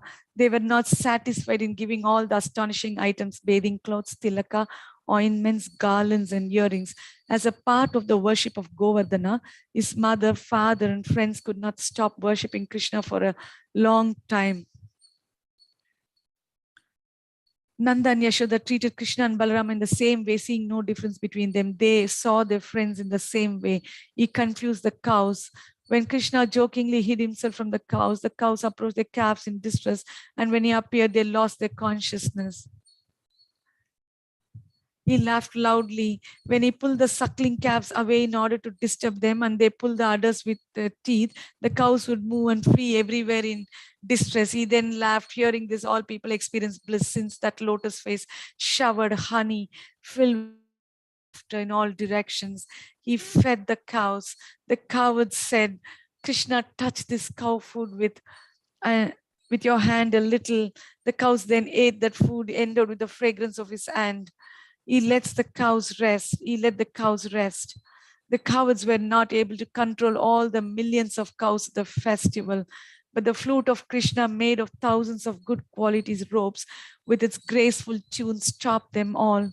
Krishna ordered circumambulation of the cows. One cannot quickly circumambulate such a number of cows. We will circumambulate one to accomplish this, since the type jati included innumerable individuals. One should walk around a mature calf, since the wise say that if one waters the root, one waters everything. Devotion to the cows with offering of respects is eternal and need not be described, since by nature the cowards are devotees. Devotion to the cows with offering of respects is eternal and need not be described, since by nature the cowards are devotees. Nanda's cowards are superior devotees. The devotion manifested during the Govardhana sacrifice cannot be known by the great sages. The way they accepted the priest at the sacrifice was unusual. Did not request the priest as is normally done. The priest was self-appointed. He concentrated his mind during the sacrifice as a priest should. The sacrifice is described. At the great sacrifice of Govardhana, in place of the fire, the effulgence of the Lord who gives affliction to Indra shone brightly. When the fire turned to the right, all people began circumambulating it. At the sacrifice, Nanda joyfully ordered his servants to give the best cloth, tilaka, unguents, and ornaments for the limbs to the Brahmanas without cessation. It sounded as if he was saying simply, give, give, give. When Nanda was giving such charming gifts, the witnesses simply looked.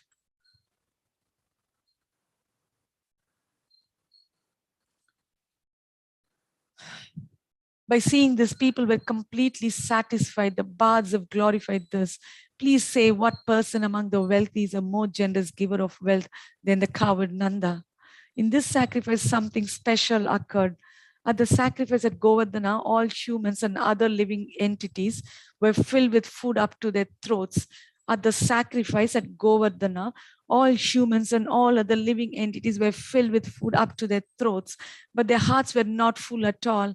Look, though all the devatas were satisfied, Indra dried up. Along with the priests and benefactors,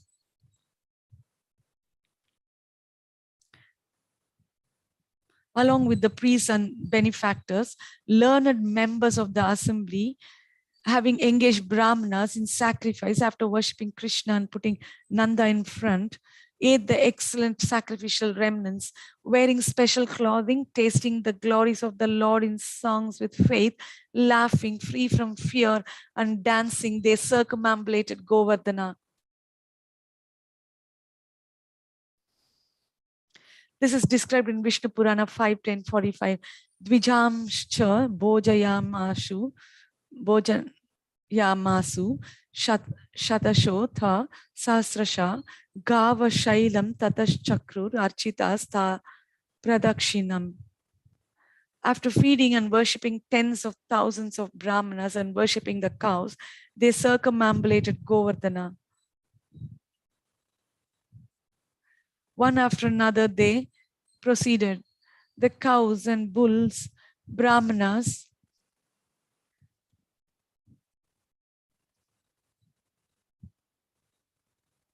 one after another, they proceeded. The cows and bulls, Brahmanas, guards and women, hundreds of young servant girls and craftsmen circumambulated.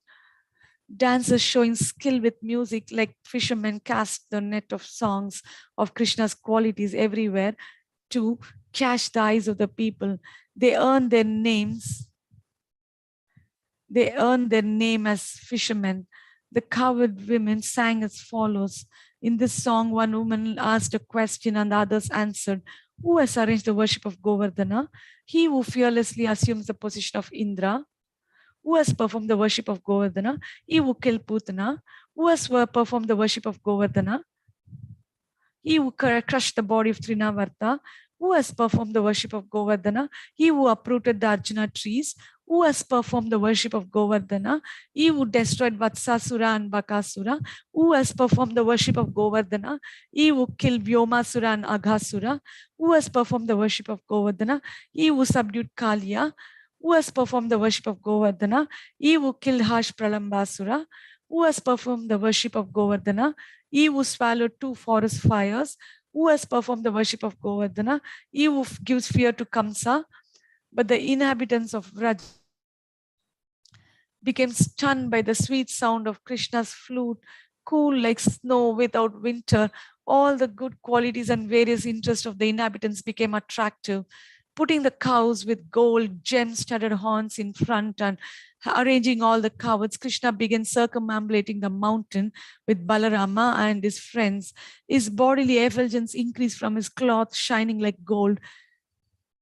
His body shone with kumkuma and a robe hung over his back. His clothes also shone. His body was attractive with fine scents and red powder. He threw his stick in the air and caught it. Running after the straying cows, he brought them back to the path.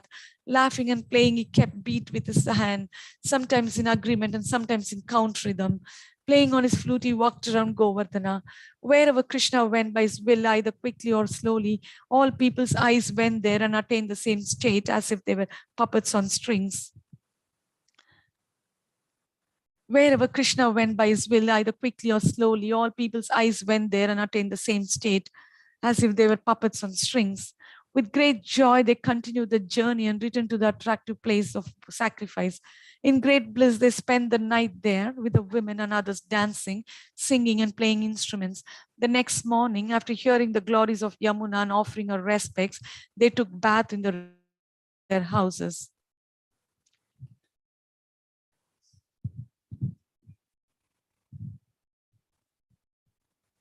On this day, called Bhratru Dvitiya, the brother should be fed by the hand of the sister. Thus, Balaram and Krishna, full of longing and controlled by their affection, along with their friends, were invited by a gathering of most fortunate young daughters of Upananda and others. They were served food and achieved great happiness.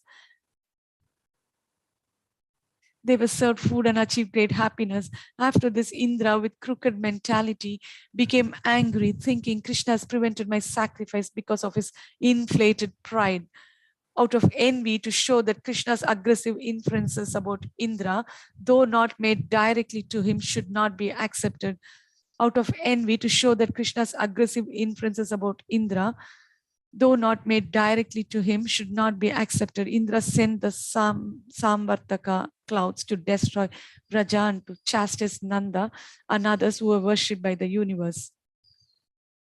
Out of envy, to show that Krishna's aggressive inferences about Indra, though not made directly to him, should not be accepted. Indra sent the Samvartaka clouds to destroy Vraja and to chastise Nanda and others who were worshipped by the. First from the north, an icy wind began blowing and black clouds appeared while thunder rolled. The cowards brought the cows to the sheds and seeing the bad omens, surrounded Krishna and remained in that position. On Krishna's order, they went to Govardhana and looking up remained there. Krishna stated, if Indra is producing this rain to destroy the universe, Govardhana, giver of mercy, will be merciful.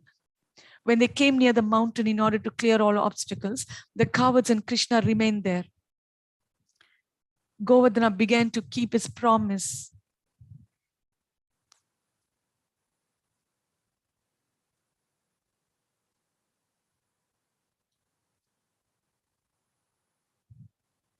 For first, the people had taken shelter of courtyards, strongholds, cottages, banyan trees, and slopes. But then they were afflicted by crooked blasts of wind, which felled huge trees and made terrifying sounds. When the people gave up Raja, the wind wandered about with ever-increasing boldness. The streams of rain appeared to be arrows released from Indra's bow, rainbow. The hail was hard like thunderbolts. Thunderbolts wandered about, making the sun fall from its orbit. In this condition, when all the cowards surrendered to Krishna, Krishna lifted Govardhana in his hand in such a way that no one at all could speculate how he did it. Seeing that the rains of Indra, maker of clouds, were definitely causing fear and rain, Krishna, who produces auspiciousness, first began to reflect. I think that Indra with pride believes that I am far away. Therefore, I should crush his pride. I am the only resort for the cowards. I and my followers attain great bliss in the cow sheds. They are my heart. I treasure them as my very life. When there was confusion as Krishna held up the mountain, he began to discuss with Balarama. When there was confusion as Krishna held up the mountain, he began to discuss with Balarama. Awareness of their mutual affection produced discussion about holding up the mountain. Lifting that mountain, his hair stood on end like needles. He reduced the pride of the rumbling thunder by a sweet, deep voice, extending far in the distance to his family of cowards having baseless fear. With affection, he spoke clearly.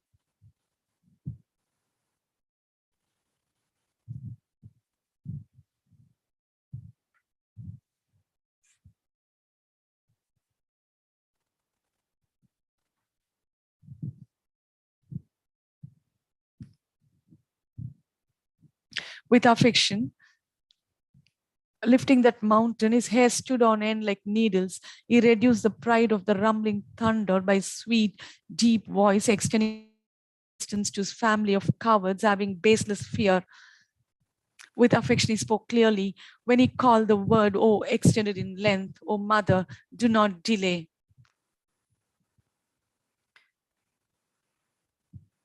"Oh, mother, do not delay. Oh, father, please come. Oh, elders, bring everyone." When Balarama brought them all close, he again said to them, "Oh, father, do not fear. Oh, mother, do not be troubled. Oh, friends, be happy.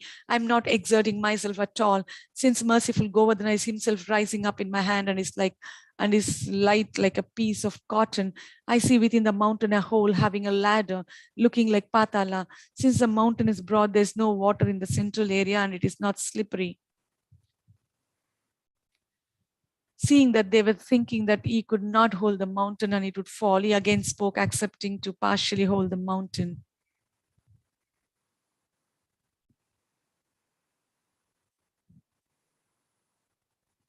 "Oh, respectable people, do not forbid me to do this on the advice of my mother.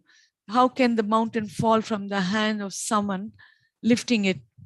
However, do not delay very long. Seeing your suffering, I'll tremble and then the mountain will fall. Quickly come under the mountain." Understanding Krishna's desire, the cowards came under the mountain. They did not think of him as their protector, but as their only object of service.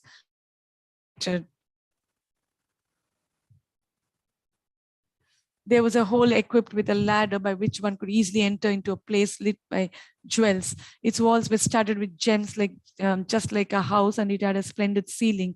The floors were embedded with touchstones, and the place was divided into rooms.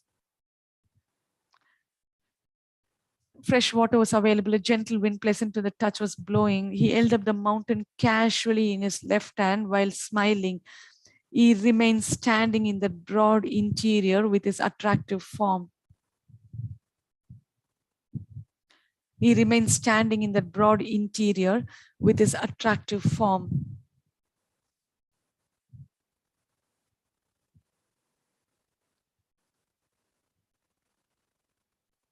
With his arm on a friend's shoulder, he held his flute in his bent hand. The inhabitants of Raja saw him with joy, eagerness, and fear. They became stunned.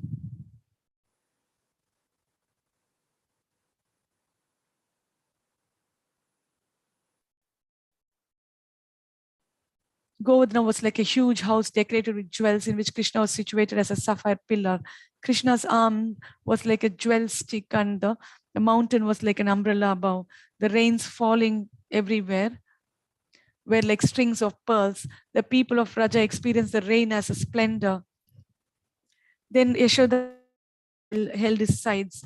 This is described by poets as follows. He was held on the sides by the two mothers, who began wiping his lotus face repeatedly. Seeing his amazing actions, Nanda and others stood with hair standing on end.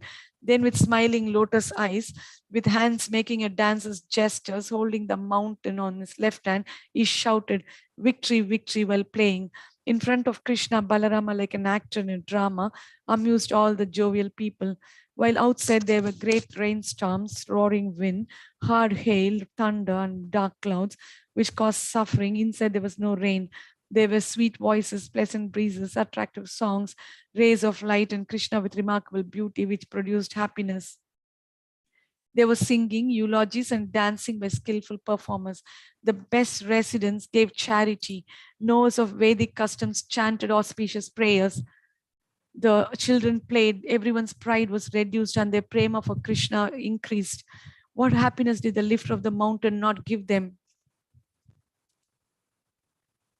Krishna's praiseworthy glance was humble to the elders, smiling to his equals, filled with tears to his followers, and sometimes unsteady. But it was crooked towards Indra. Towards each of them, he expressed an appropriate meaning. Any other action would have the fault of redundancy. Action would have the fault of redundancy. Drinking the nectar from the rays of his moon-like face, the cows gave up hunger and thirst for 7 days and nights. What to speak of the people who had affection for him? The people became filled with the juicy nectar emanating from his face. Thinking that he was hungry and thirsty, his mother kept filling him with juicy nectar. Ananta, with his 1,000 mouths, describing for 7 kalpas, cannot complete the glories of Krishna's pastime of holding the mountain for 7 days and nights. If a poet quickly tries to describe this in 3 or 4 verses, devoid of ornaments, he will end in despair. When this situation prevailed, Indra then resorted to evil means. First, he doubted that Praja had been destroyed by the increased winds. He sent off hundreds of wind devatas to carry out his work. Quickly, they came back reporting that nothing had happened. Thinking that the strong rains must have destroyed everything, he sent the cloud devatas. They returned and answered that nothing had happened. Thinking this very strange, he became depressed. He began beating his carrier cloud in anger. He began beating his carrier cloud in anger with his goad. Lightning deity appeared in the sky in front of him, throwing fire with his eyes to destroy all strength.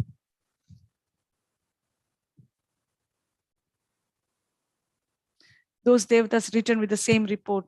Please understand, a remarkable event has occurred. I have seen that mountain which expanded to eat all the offerings now floating in the air. Indra said, see how the opposite has happened. Where has the inhabitants of Raja gone with their sons? All the servants again swiftly departed with his order and returned. Together they answered, "O Indra, we recognize that you are the leader of the Devatas.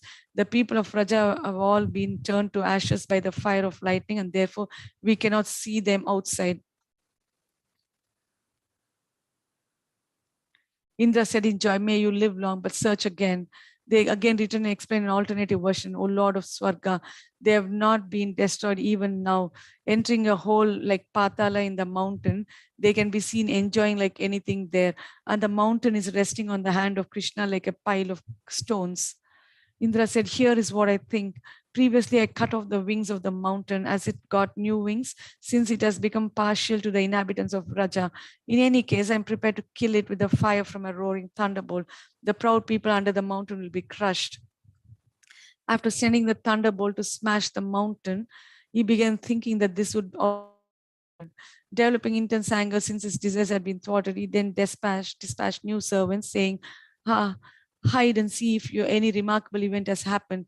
The thunderbolt should have caused great disturbance by its effects." They returned and reported what they saw. "O Indra, not even one leaf has fallen and not even one ant is suffering. If this is what has happened everywhere, what can be said of the condition of all the people within the mountain enjoying waves of bliss?" Since the thunderbolt was useless against the lofty mountain, in anxiety he became fearful, astonished, and ashamed.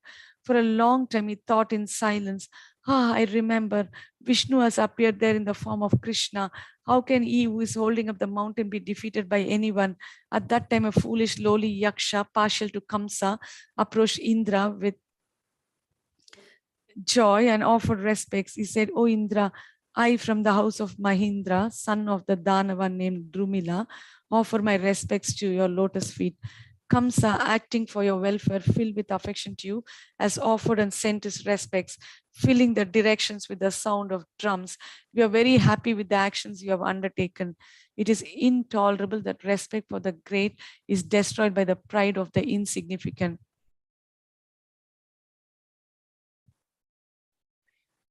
We are very happy with the actions you have undertaken. It's intolerable.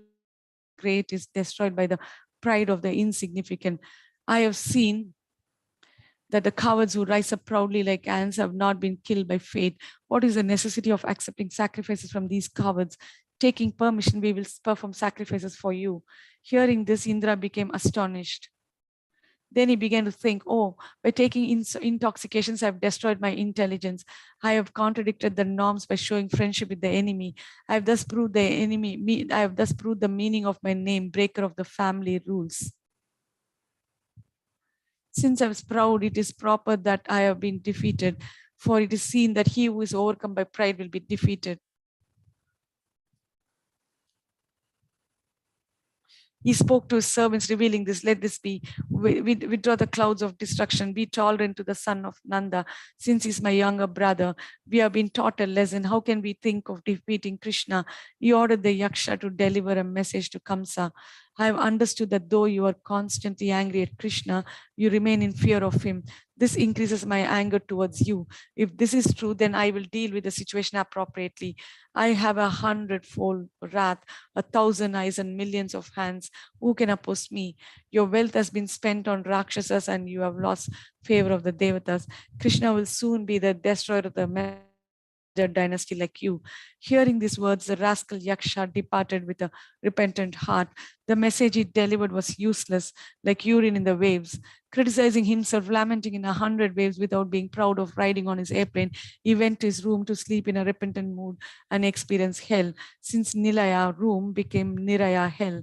The 8 grammarians explain that I can be replaced by R. The 8 grammarians explain that La can be replaced by Ra. In desiring to destroy Raja by wind, Indra committed injury to himself. By desiring to give pain to Raja with showers of water, he created pain in his own heart. By desiring to strike Raja with thunderbolts, he beat his own head. He tried to disturb the devotees and gain the opposite result. When he entered his inner room, the sun quickly rose in the sky. The directions appeared, and the earth proceeded on its natural path. At that time, the eyes, ears, the feet of the living entities attain their functions of seeing, hearing, and walking. When the clouds cleared, Krishna roared loudly to the people, "Come out of the hole with all the utensils gathered together. Go quickly without fear. When he spoke this go quickly without any fear. When he spoke these profound words clearly in that place, the clouds which are previously defeated by the power of Govardhana were roaring, accompanied by blaring music to stimulate the people to follow his orders. The people, along with the cows, shining like Krishna's body with fame and affection, emerged from the hole resembling the heart of Govardhana. First, the cows came out of the hole, they're turning here and there to see the face of Krishna. After the cows came out, the people, seeing his face repeatedly, became stunned and agitated with affection. With difficulty, all the people emerged from the hole and, looking back, gazed with unblinking eyes as Krishna came out. As the Jīva becomes satisfied on attaining life as, so the people on seeing and attaining Krishna attained bliss. He who held up the mountain to protect his people and was filled with spontaneity, all qualities, beauty, tenderness, and love that spread everywhere, appeared before the eyes of the people at the base of the mountain.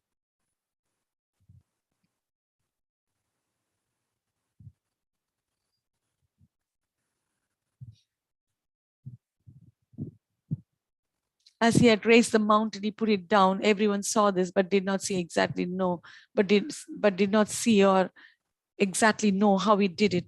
Helplessly immersed in solid streams of prema, the cowards met Krishna as he came from the hole and embraced him, and according to their status from the elders down.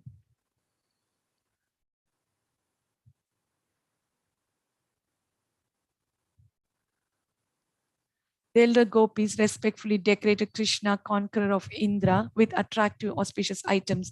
Though he had conquered Indra, they put their hands on his head to bless him. He who has experienced this care in his heart will understand this type of care. Shukadeva has described Yashoda's meeting with Krishna. Though the attractive verse in Anushtup is concise, it flows with indestructible juice like a pot of nectar.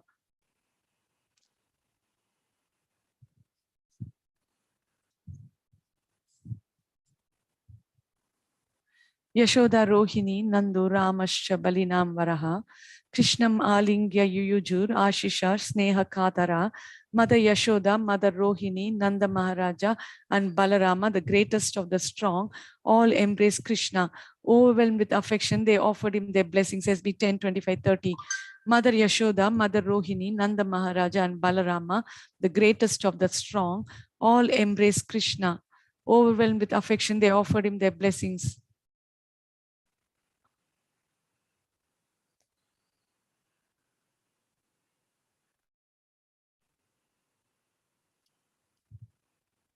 Mother Yashoda, Mother Rohini, Nanda Maharaja, and Balarama, the greatest of the strong, all embraced Krishna. Overwhelmed with affection, they offered him their blessings. SB 10, 25, 30. Aha, what has happened to the body of this young boy, soft as fresh butter? What is happening to it now, and what will happen in the future? In this way, they responded with doubt filled with affection. The pain in his body will be relieved by contact with our bodies. Thinking in this way, they embraced him, but it appeared they did not believe that, for they began giving countless blessings, glorifying his family line.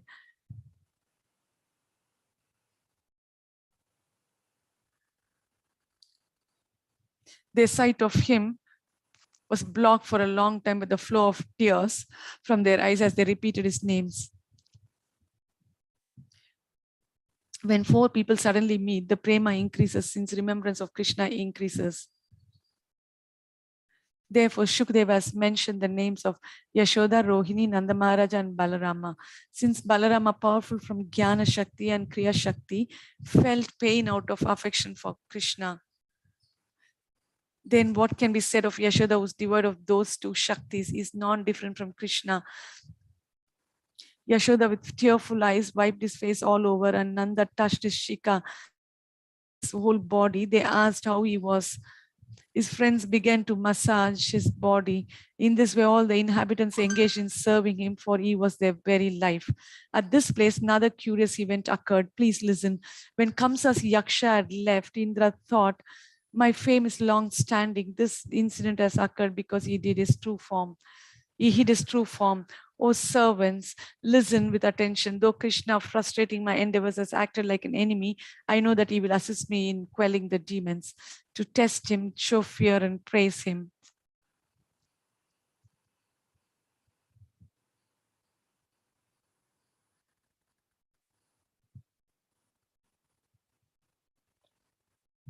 to test him, show fear and praise him.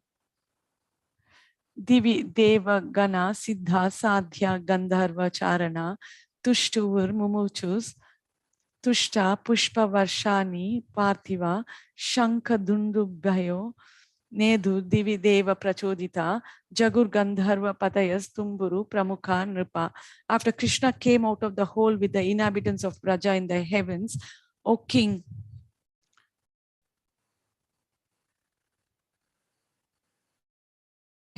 O king, all the demigods, including the Siddhas, Sadhyas, Gandharvas, and Charanas, sang the praises of Lord Krishna and showered down flowers in great satisfaction. My dear Parikshit, the demigods in heaven resoundingly played their conch shells and kettle drums, and the best of the Gandharvas, led by Tumburu, began to sing. SB 10, 25, 31 to 32. The inhabitants of Swarga and earth began singing and playing instruments.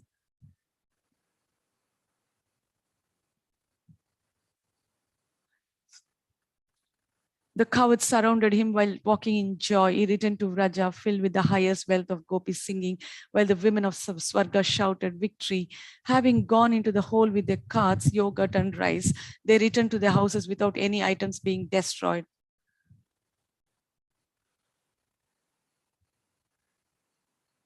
Shukadeva has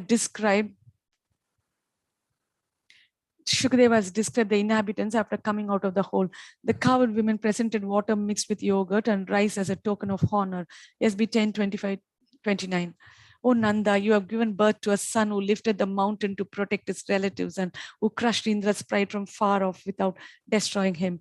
In lifting the mountain, Krishna showed his superiority not to just one person, highest position among you and in the universe. After the story was told, the people as previously left to their duties. The sun following Krishna played till sunset, and the two reciters again. The sun following Krishna played till sunset, and the two reciters again were in the assembly of Sakhis at night. First, Snigdha Kanta spoke to Radha, the supreme benefactor. Though the pastimes of you and Krishna are few, they are extensive, O Radha. Those pastimes, most subtle and extensive, cannot be analyzed. To make the work smaller, we are abbreviating the pastimes. Among poets, we are rash, but by manifesting intelligence, the pastimes will be largely understood.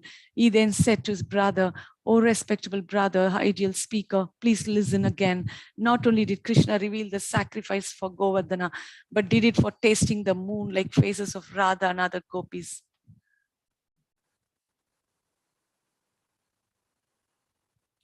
But did it for tasting the moon like faces of Radha and other gopis.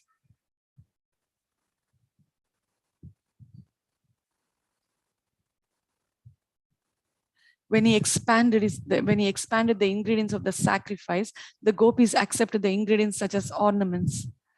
When all the lamps were lit, Krishna and the gopis were able to see each other from concealed places. In the festival of Govardhana, the gopis began a festival of desiring to see him. When he began the festival of Govardhana, the gopis began a festival of desiring to see him.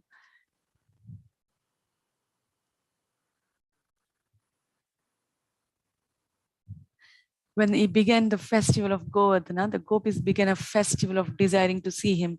When the women became blissful at the sacrifice of Govardhana, the gopis became joyful, understanding that they would definitely see Krishna.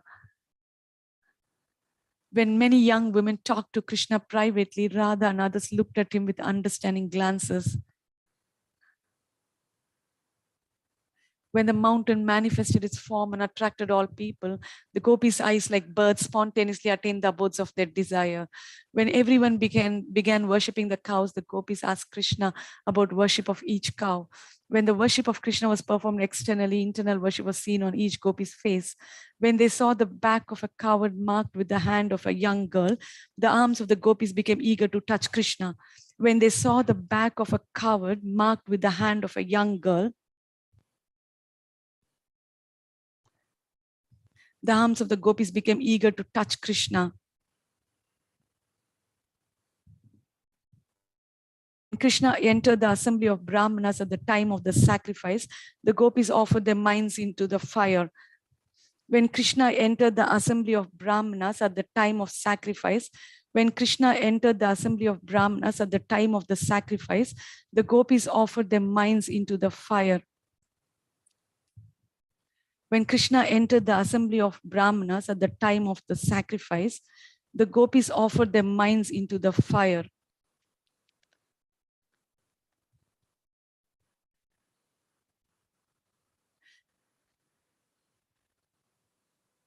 When they became separated from him during circumambulation of Govardhana, the gopis thought that the distance of separation was as long as Govardhana. When Krishna threw his stick in the air and caught it, Radha, seeing that at a distance, made a Yamuna river with her tears mixed with lamb black. Whenever it was impossible for others to see him, he would run amidst the gopis on the pretext of following the cows. When Krishna, on the pretext of following the cows, went and touched Radha, she beat him with an angry glance and he became stunned. When he saw Radha, he forgot everything, but he remembered her face. When they all lived together at night in one house, the gopis would hear only topics concerning Krishna.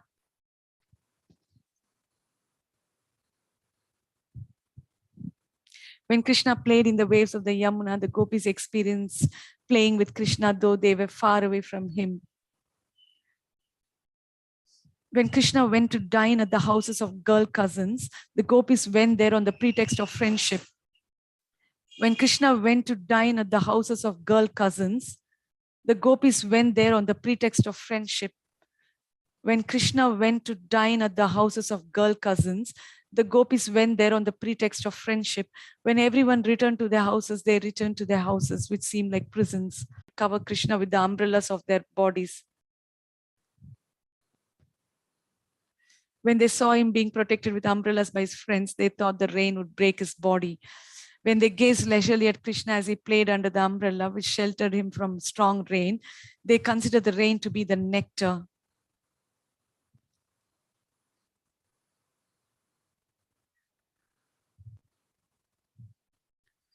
When everyone stayed with Krishna in the hole in the mountain, the gopis considered that they had attained a treasure in their house. They relished the moon face of Krishna by their eyes in the form of tongues. Their eyes became chakora birds, constantly drinking the nectar for 7 days and nights.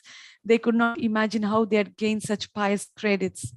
Their eyes became chakora birds, constantly drinking the nectar for 7 days and nights. They could not imagine how they had gained such pious credits. Though Radha experienced the highest bliss, she shed warm tears like a pearl necklace.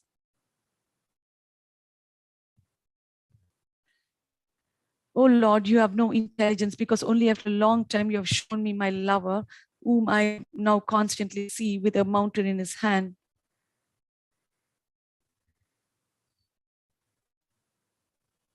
When Krishna held up the mountain, he avoided glancing in the direction of the gopis who were praying for his affection. If that glance happens to meet the face of Radha, my desires will have been fulfilled after much endeavor. Everyone thinks that merciful Krishna lifted the mountain out of mercy. Oh heart, remain steady. He will save your body, fearful of drowning in the constant shower from his eyes. This was Radha's thought.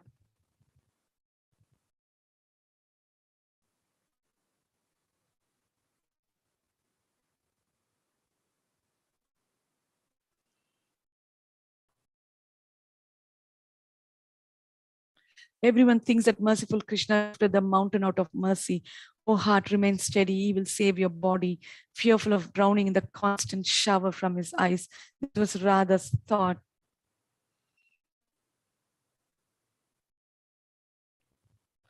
When the gopis heard Krishna's order, everyone to leave the hole in the mountain, they left him, though he was their very life. He experienced their mood and also left the hole, unable to tolerate the burden of pain.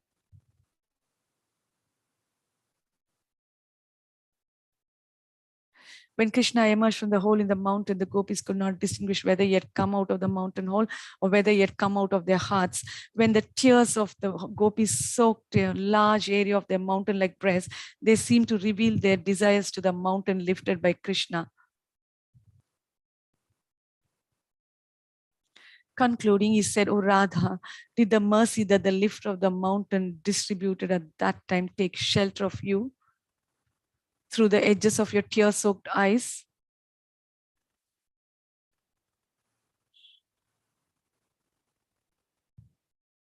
When the two reciters departed, concluded previously, all returned to their houses. Hare Krishna. I would stop here. We would continue tomorrow with this topic. Thank you so much. Hare Krishna.